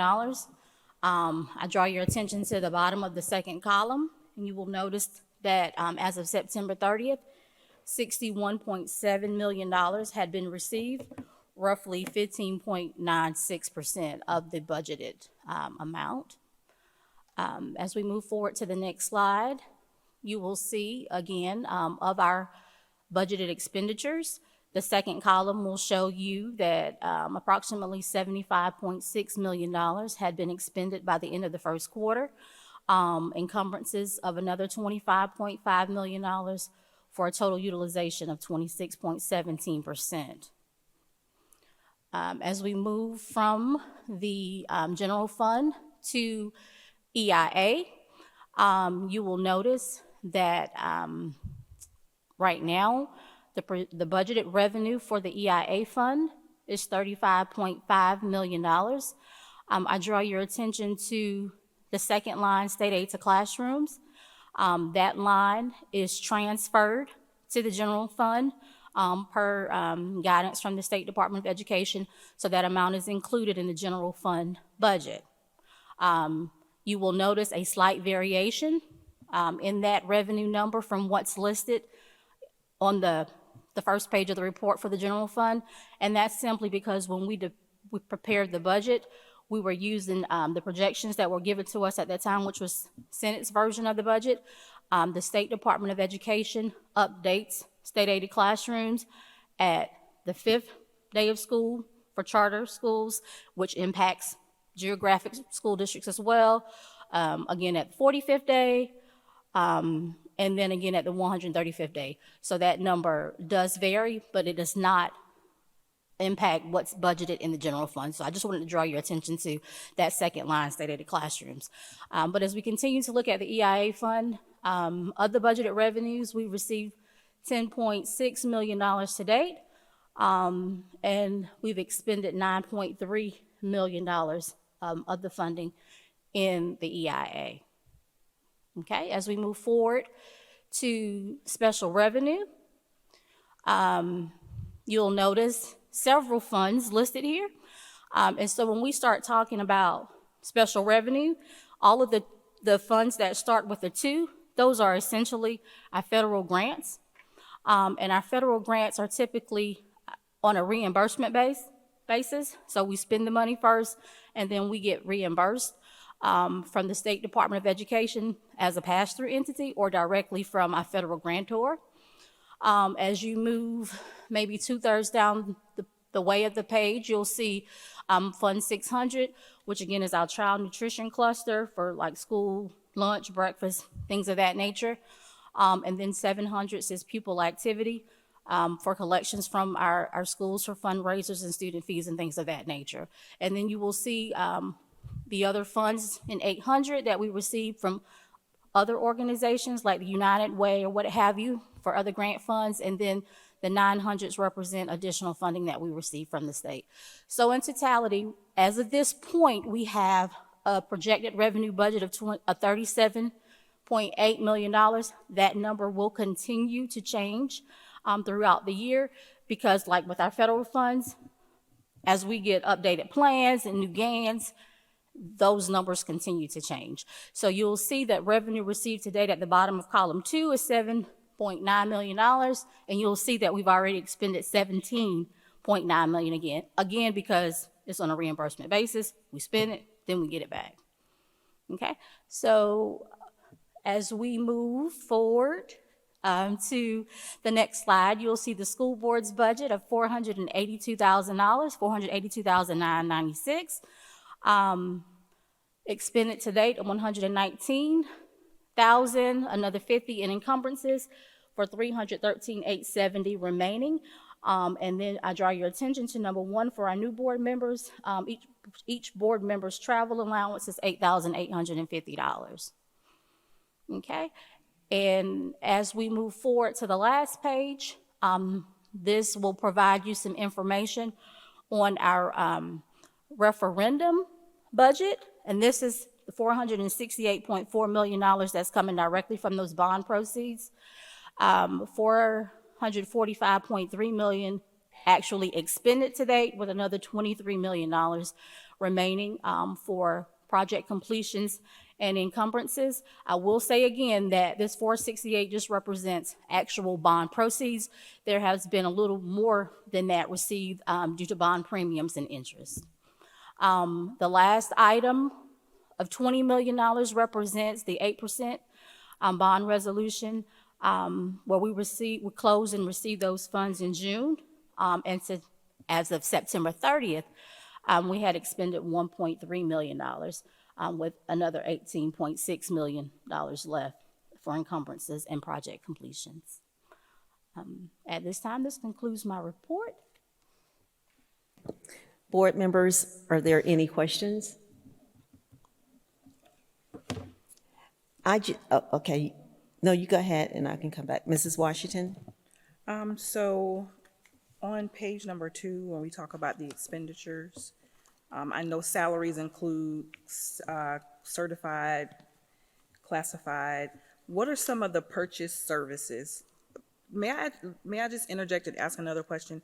Is there like a breakdown of this page that kind of gives just like a list of things that go under each one of these categories? Like a report that could be provided to the board? Sure, we could do that. And so then what would be some of those purchase services? Like, you don't have to tell me a whole list, but just like some examples of them. So purchase services is really like our contractual services. So in that you will see like our contract for our guest teacher services, some of our software contracts and licenses, any consultant services, things like that would fall under purchase services. Okay. And then based off of, so I know you came in like, was it 2 years ago almost? A year and a half ago? Time Just flies when you're having fun. I know, it flies. So just based off of what you have seen previously, how are we actually managing our expenditures compared to just previous years? Are you seeing increases because of changes in economy, changes in our demographics and all of that? Yeah, definitely. The cost of everything continues to rise. And when you start talking about those things with our contractual obligations, you'll see our contracts have in place a 3% or 5% annual escalation. So we continue to manage, continue to get competition where we can to control the prices, but overall there's a increase in our expenditures because there's a increase in costs in the economy. And then my last question, are there any areas that need financial adjustments in order to support what we've talked about as priorities in our district? As it relates to the budget as it's currently, nothing comes to mind right now that needs any adjustment. I do have a follow-up question, but I'm gonna send it in an email. Okay. Thank you. Board members, any other questions? If not, I do have a question about the summer reading program. Is that for the third grade reading or is that for high school? That's for the third grade. That's for third grade? That's the third grade. The state appropriates $7.5 million annually for summer reading camps, and that's the district's portion of that, $7.5 million. Okay, that's what I wanted to know. Thank you so much. Okay, thank you so much for that presentation. We will move on to item 13.0, agenda items for next meeting. Board members, please take note. What? Oh, okay, I do apologize. We're on 12.3, proposal, use of surplus budget. Dr. Moore? Thank you, Madam Chair. So as you will see in our presentation, the district has finalized the FY 2024 financial audit, which is due to the State Department by December 1st. We have submitted all of our materials as required to the auditor, who is now in the process of doing their part of it.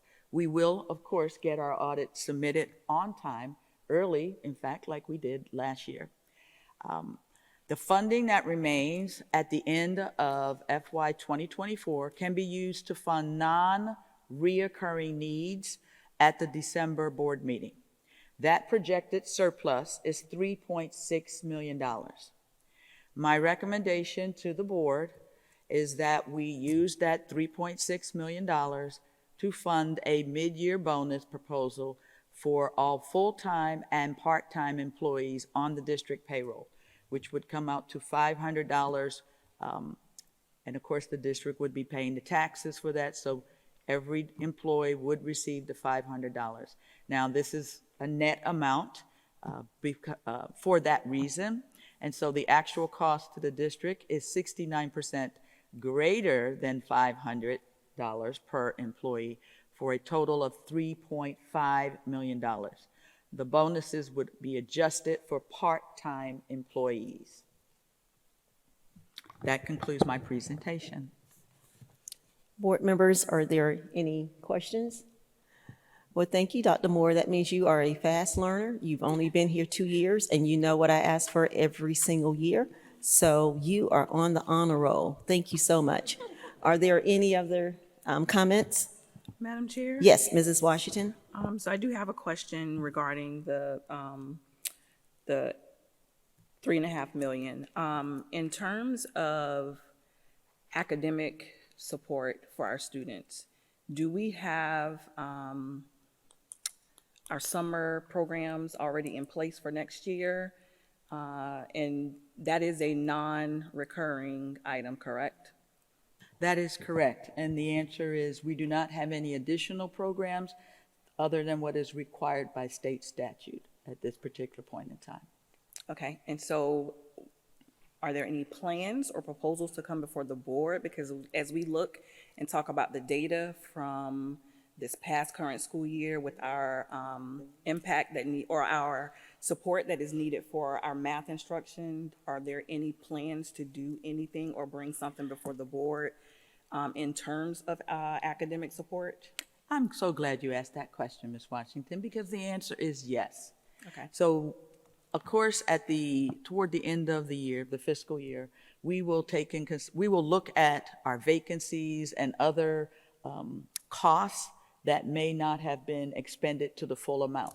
So we anticipate having some additional funds available, and at that time, I will bring a recommendation to the board. If you remember, we used some of the funds last year for longevity bonuses. We brought that presentation to the board. We will do the same thing this year. But I will tell you, I've already had a very robust conversation within our meetings around how are we going to meet the needs for our students that still need some additional support. We no longer have ESSER dollars to support that, and so programs like SOAR will not be offered because they are not required by the state. So we will have that conversation again once we get clarity around the numbers and what is actually available for us to use. Board members, any other questions? Okay, don't see any. Did you have a question? Yes, ma'am. Mr. Dennis? When are we going to submit that financial audit to the South Carolina Department of Education? Do we have a date or anything from the auditor when we might see something back? We do not have a firm date at this point, Mr. Dennis. It's required by law to be submitted by December 1st. Our goal is to have it submitted before December 1st. Okay. So once we get it from the auditor, we are going to get it submitted in a expeditiously. And then the auditor will be coming in December to do a presentation to the board. All right, thank you.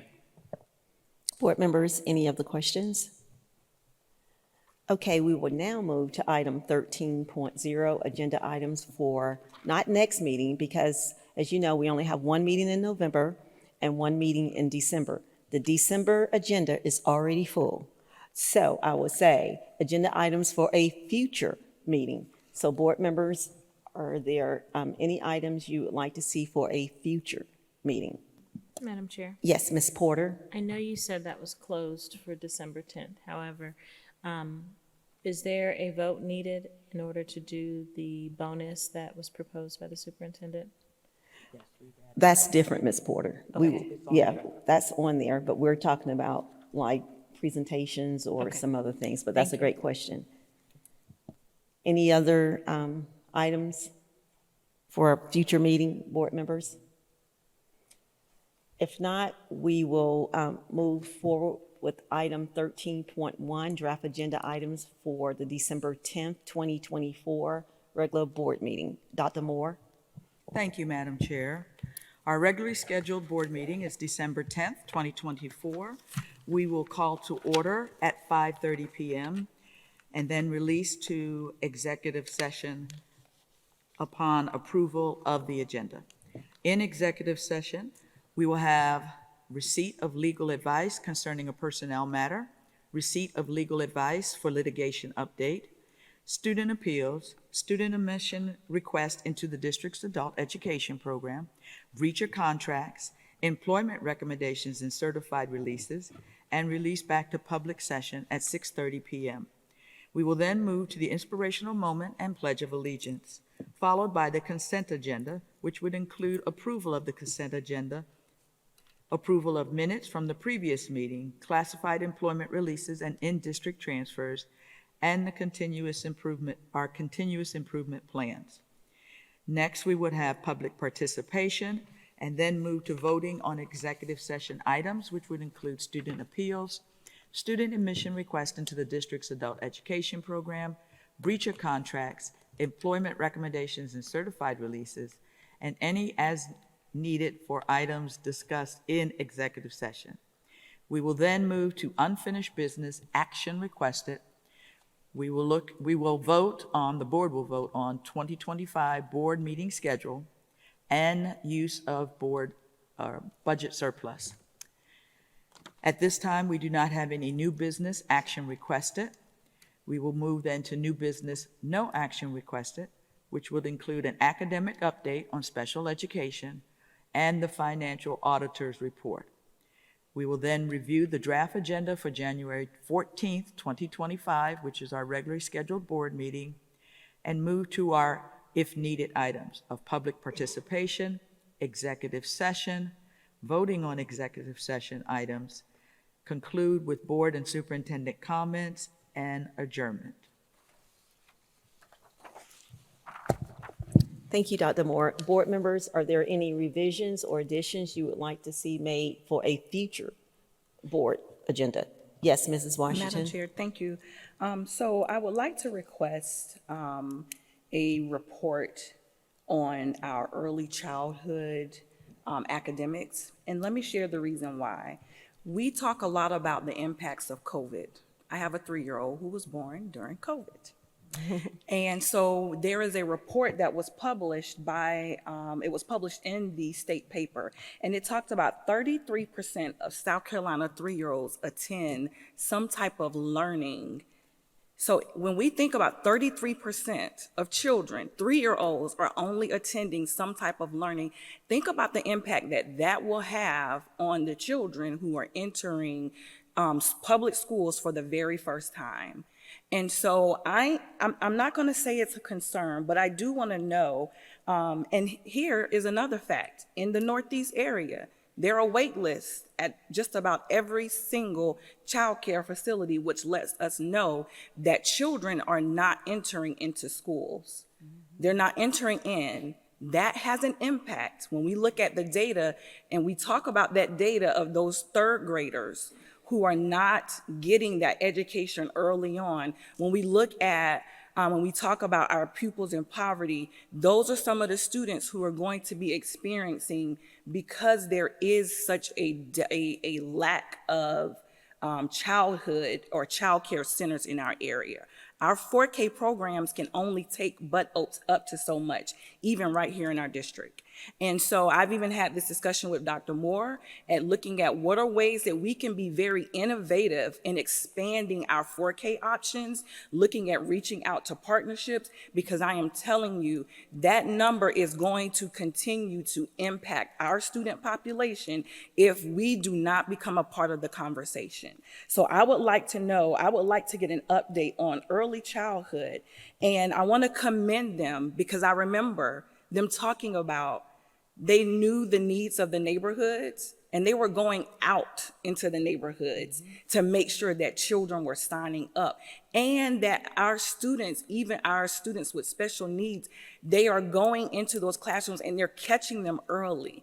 But that's not enough, y'all. And so we've got to start thinking about what type of impact can we have as a district on our growing needs? So I would like to get an early childhood report, just requesting data on how many children are entering in, how many applicants do we have to turn away because we don't have enough room, and then what are some of our district future plans to address And then what are some partnerships that we are looking at developing with local centers or with even in our buildings, looking at expanded classrooms as well. I've been in conversations with some people from from First Steps about how this is impacting not just children in Northeast, but all over Richland County. So I would like to request that for the January 28th school board meeting.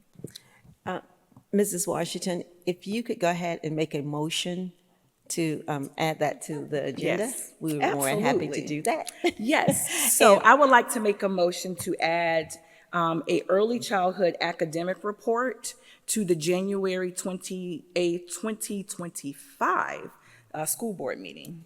The motion has been made. Is there a second? Second. Second. The motion has been made by Mrs. Washington, seconded by Mrs. Williams. Is there any discussion? And I'll just add something, just a little bit to the conversation that you shared. I was approached by several of the daycare centers here, and their concern is they have a 4K program, and they have space. So maybe that's something we should talk to with our parent educators and some other people as to how can we partner with those local daycare centers who actually have 4K programs, but just don't have the bodies that's actually attending. Now, I know everyone wants to come to Richland School District 2 because we're one of the best school districts and you probably don't want to go there, but at least that's a start, and that's getting students an opportunity to learn, to interact, and have those social skills. So thank you for that. Any other comments? If not, the motion has been made. Ms. Washington, if you would take a look to make sure the motion is correct. Oh, you can't. I know. I can't see. I moved to add it. I'll take care of it. I see it. I moved to add it. Okay. Yes. Okay, the motion is correct. Board members, please vote.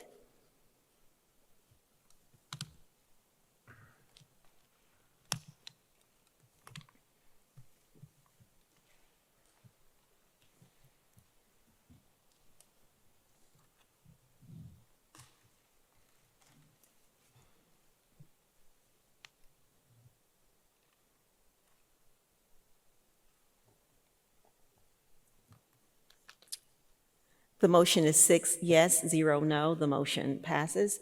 We will now move to item 18.0, Board and Superintendent comments. Finally, it's Friday. Okay, we will start with Mr. Trapp. All right, it's November, and of course, we all think of Thanksgiving in November, so I would like to thank a handful of people for some things they've done recently. You'll have to excuse me, I had nose surgery, my head's all stopped up, and I know I sound terrible, but I would really like to thank the Blythewood High School students that came out tonight and talked to us. Not only the public participation, but those that did the inspirational moment for us. I had asked them about 6 weeks ago, I'd talked to Mr. Sherman about it, and when we changed our board meeting from Tuesday to Friday, it threw a wrench in there, and I just want to thank him for changing his plan, and it worked out really good. I'd also like to thank Mrs. McFadden for the service she did on the board. I can honestly say I enjoyed working with her, and she just has a heart of gold, and I know that we lost a great advocate for our children when she has left the board, but I personally appreciate everything she did here for us. And I'd like to also thank Ms. Williams and Mr. Dennis. Mr. Dennis. Yes, Mr. Dennis. It's going to take me a while to get the Gary and the Dennis straight, okay? And I've known him a while, too. That's what's so bad about it. But I don't think people realize just how much of your time, to start with the time and effort it took to get elected. I know that's a tremendous chore. And congratulations on that. And I think you'll find that serving on the board is going to be very rewarding, but it's also a lot of work too. And I just want to thank both of you for stepping up and taking place on the board with us. And I look forward to working with you. And I guess the last thing I'd like to do, I probably shouldn't, but I'm going to do it anyway. I just want to thank everybody that came out for Boo at 2. I actually pulled off the costume thing fairly well because I managed to get in the building and nobody knew who I was. Even security, I walked up and he said, "Are you one of the volunteers?" I'm like, "Yeah, sure, I'm one of the volunteers." Anyway, but it was a lot of fun, and it's the first time I really ever wore a costume as an adult that was questionable, and I just had a good time, and Dr. Moore obviously looked much better than me, but I appreciate her being there too. And just everybody have a good Thanksgiving, and we'll see you in December. Mrs. Williams? Thank you. I would like to thank everyone for coming out today as well. Also, I would like to acknowledge, as we've acknowledged before, our new, not our new, but our students that came out today, just to see them be able to advocate for themselves and what they think is great, just speaks volume of the work that Richland 2 is doing and the advisors that they have as well to help them lead them in that way. So we're headed in the right direction for our district. So I'm greatly appreciative of that they have a voice and they know that it's being heard. Again, thank you to the district and the community for the elections and electing me. I'm very proud and excited to be on this board, and I look forward to great things. Happy holidays, and see you next meeting. Thank you. Mr. Dennis? I just want to say thank you for everybody that come out, especially the students from Blythewood High School. That was hearing them advocate for themselves. I enjoy hearing that. I also want to thank everybody out in the community for electing us. I look forward to the amount of work we can get done on this school board and for our community. I can't wait to get started on that. And I was very blessed to have my mom and dad come down when I was sworn in today. However, I did not get to have my brother and my sister-in-law, so I just wanted to take a second and shout out to a different school district, Richmond County up in North Carolina. My brother couldn't be here tonight because it's the first night of their playoffs in football. So good luck, Christopher. Thank you. Mrs. Washington? Just want to say thank you also to Ms. McFadden for your service and for all that you do for Richland too. I want to say welcome to our new board members and congratulations to Dr. Elkins on your reelection. Congratulations to all, or not congratulations, but go Cavaliers and all of our high schools that are playing tonight in football. I look forward to seeing those scores and celebrating. Also want to just say thank you to Ms. Ellis and to all of our student activity coordinators across the district. One of the things that I'm really excited about is the holiday wishes. I cannot wait to visit all of our high schools and see and hear about all of the community work that you've done to put your holiday wishes events on. Thank you to Dr. Grant and Kelsey Carter, and to he's not our employee, but he might as well be our employee, Mr. Fred, for all that you do for our military families. The Veterans Day event was so beautiful, and it was an honor to be in the presence of our employees who serve. So thank you all for your service. And then also all of the Purple Heart recipients. To all of our Richland 2 families, enjoy your week-long break. We don't have makeup days. So enjoy your week-long break. Get some rest to all of our employees and have a happy holiday. Mrs. Porter? Yes, I wanted to thank our, thank you, Mr. Trapp, for inviting our student activities students from Blythewood High School, and thank them for coming out as well. I thought it was amazing to hear that, hear about how they're collaborating with their neighboring high school, and even with Battle of the Axe, they came together and collected 7,000 cans. I thought that was amazing. And as they listed all of the different organizations that they work with, I was just wowed by how many different organizations they're contributing to.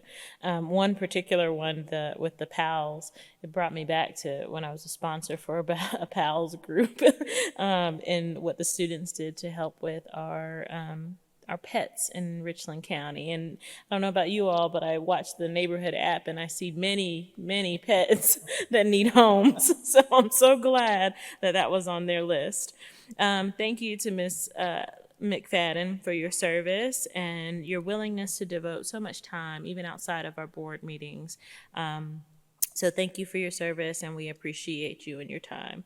Also, congratulations to Mr. Dennis and Ms. Williams. It was a pleasure seeing and meeting your families today. Thank you for inviting them and making the commitment to work with us. I'm excited to work with you. I also wanted to just acknowledge the Order of the Flame event that we had recently, and thank you to the Education Foundation. This foundation gives grants to our teachers and contributes in many ways throughout our district, and that night was truly special, and it was great to celebrate with all of the recipients. I was particularly proud with a classmate of mine, Tracy Oliver, being honored, even though she couldn't be there, but she had her 9th grade English teacher there, and if you know Tracy, she's now a producer, a writer, and very busy young woman, and it was so cool to see that she gives back to Spring Valley High School, and also remembered her memories with her educators that she had at Spring Valley. So that kudos to you, Tracy. And I think that's all that I have. So happy holidays. Thank you for a great evening. Dr. Moore? Thank you, Madam Chair. Well, first, I want to say thank you to our students that came out. We had a very robust conversation in the last advisory meeting around the Free to Focus policy. And one of the things I encouraged them to do was to come and use their voice and to advocate, and also to go to the legislative session and to use their voice at that particular point in time. So I'm very proud of them because they came out and there was multiple schools represented, even though Blythewood did the talking. So I'm very excited that they did that because their voice is important. I also want to congratulate and welcome our newly elected and returning board members, our chair, Dr. Monica Elkin-Scott, Mr. Gary Dennis, and Ms. Shelley Williams. Welcome to the board. We're excited to have you, and we're glad that you returned. So, I also want to say that the state of the district was a huge success. I know the weather was challenging that day, but we still had more than 150 community members, students, and staff attend the event. We dedicated this beautiful performing arts center, and it was an opportunity for me to outline my vision for the district for the next 5 years. And I'm going to quote Fred, our pseudo-employee, Fred Henley.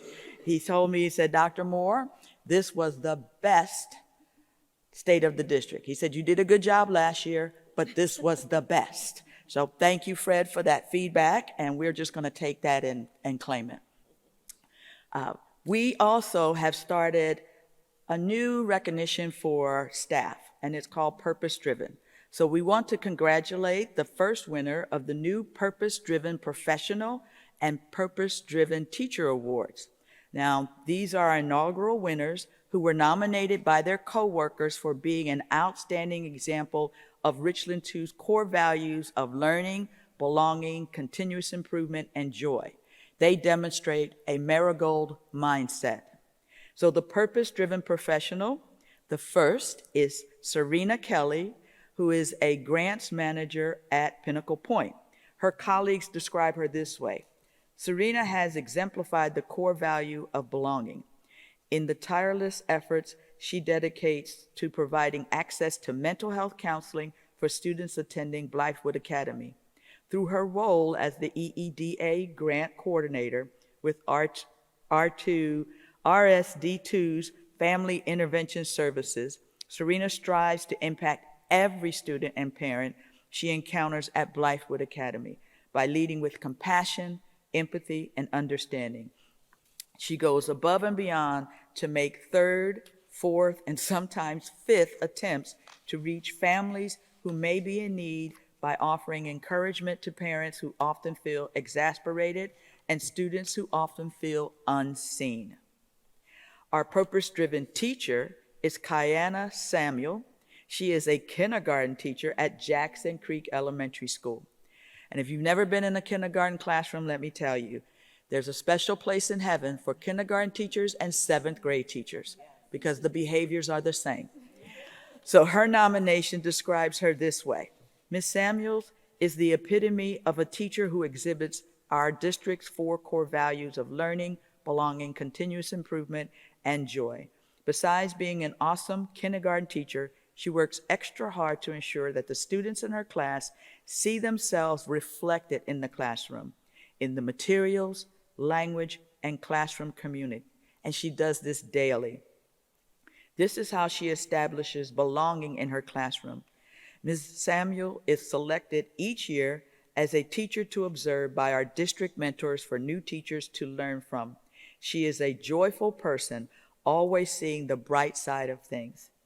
So I think that she also has a marigold mindset. So here's a look at the reasons why more than 4,000 employees love calling Richland 2 home. Have a short video.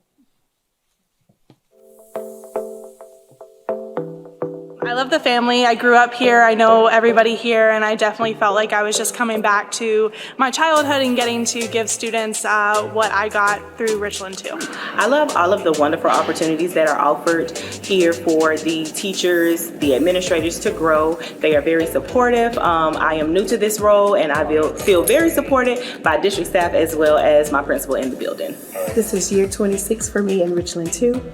I enjoy coming here every day because of the children. Their smiles keep me going every day. The people here at Keels, so the students and the faculty, and we're really a family. It's like a big family. I love my coworkers. I love coming to work every day, and we have the best students in Richland too. I love the relationship between faculty and staff, the camaraderie, and just working well to have the kids achieve success. So that's just a few of our over 4,000 employees expressing why they work in Richland 2. And to close, I would also like to say thank you to Ms. McFadden for her continuous support of our district. Her presence on the board will be missed because she is a strong advocate, not only for students, but for our community. So I wanted to say thank you to that, and that concludes my remarks. Thank you, Dr. Moore. I'd first like to start by saying happy birthday to Melinda Anderson. For those of you who may know, Melinda Anderson was one of the first African-American school board members to serve, so she paved the way for all of us that's sitting up here today. So I want to say happy birthday, Melinda Anderson, and thank you for being the voice that you have been for decades. Thank you for being a mentor and a role model. And I do appreciate all that you still continue to do for Richland School District 2. Also, to Mrs. McFadden, thank you for your commitment to Richland 2. Thank you for our times to agree and to disagree. And also, just thank you for your dedication. Mrs. McFadden worked really hard on the school board. She worked evenings, nights, weekends, because she was so detail-oriented. If those of us who know her, she was very detail-oriented. So thank you so much for what you have done for the district, Mrs. McFadden, and I know you will continue to do that because you have kids in the district, so we know we will see you. So thank you so much for that. Also want to say happy birthday to Tanidra. Tanidra celebrated a birthday, so I don't know if you guys know that, but happy birthday to you, Tanidra, as well. And we thank you so much for what you do for the school board. You have truly been a jewel. So thank you so much. And just kind and loving and respectful and just have a spirit of discernment. So I really appreciate you, and the entire board appreciates you. So that was one of the best hires that we did when you came on board. And I remember being in the interview, and before you walked out the door, I said, that's who I want. So I hope everyone agrees that that's who they want as well. And it was a consensus. So we're so happy to have you here with us. Also want to say, I had an opportunity to go out to Catawba Trail, and they had the Army Band. And if you have not seen the Army Band, you are missing a treat. They were so good that Ms. Tanidra and I are going to talk later because they're coming either December or January to perform for us as well, to do something. So thank you to Dr. Jones and the Catawba Trail family for inviting me to be a part of your Veterans Day. Also to the Blythewood High School students and students from all of the schools, thank you for being a voice and being an advocate. It starts at your age. It starts right now being able to speak in front of people and then to advocate in a kind way, respectful manner. You know, Ms. Alice said something about, help me out, you younger people, with the quote that she said that if students do it, adults shouldn't. Remember that? That's going to resonate with me for a good while. And then also want to just say thank you to Mr. Dennis and Ms. Williams for your willingness to run for the school board. It was such a pleasure being out on a campaign trail and running and campaigning with you guys, alongside you guys. So I'm happy to have you here. And then I want to say to the families, to the students, to the educators, to the constituents, thank you. Thank you for allowing your voice to be louder than the naysayers. Thank you for allowing me to return back here, because you guys know my passion, you know my love, and you know that I'm going to be an advocate for you guys. So I just want to say thank you. Some may be happy, some may be sad, but guess what? I'm happy. I'm very happy to be back, and I'm happy to serve, and I'm going to serve with a transparent mind. I'm going to serve with kindness. I'm going to be the type of leader that I want others to follow. And I'm going to be a leader who open to listening, to growing, to learning, and to being a support system. Because I tell people there are no big I's in little U's. Every position in this school district is important. So to my colleagues, I want to say thank you. I'm excited to work alongside you as a team member, and I'm just excited to be here. So once again, to my educators, and I say my educators because on that voting trail, I would see people come and say, I'm voting for you. I'm already voting for you. A teacher told me, or my wife, who's a teacher, told me. So I want to say thank you, because that means a lot to me. So with that being said, may I have a motion? Oh, thank you, Dr. Moore. I want to say congratulations to Mrs. Washington, who's now the secretary of the board. So just want to say thank you for that as well. I mean, our theme this year is boots on the ground. When I became the board chair, I said, all boots on the ground. And the boots that's not on the ground gonna get stepped over, because this train is rolling. So I just want to say thank you so much, and may I have a motion to adjourn the meeting? Madam Chair, Yes, Mrs. Washington? I move to adjourn the November 15th, 2024 board meeting. The motion has been made to adjourn the meeting. Is there a second? Second. The motion has been made by Mrs. Washington and seconded by Mr. Dennis. Is there any discussion? If not, we'll take a hand vote. All in favor? The motion is 6 yes, 0 no. The motion passes. Meeting is adjourned.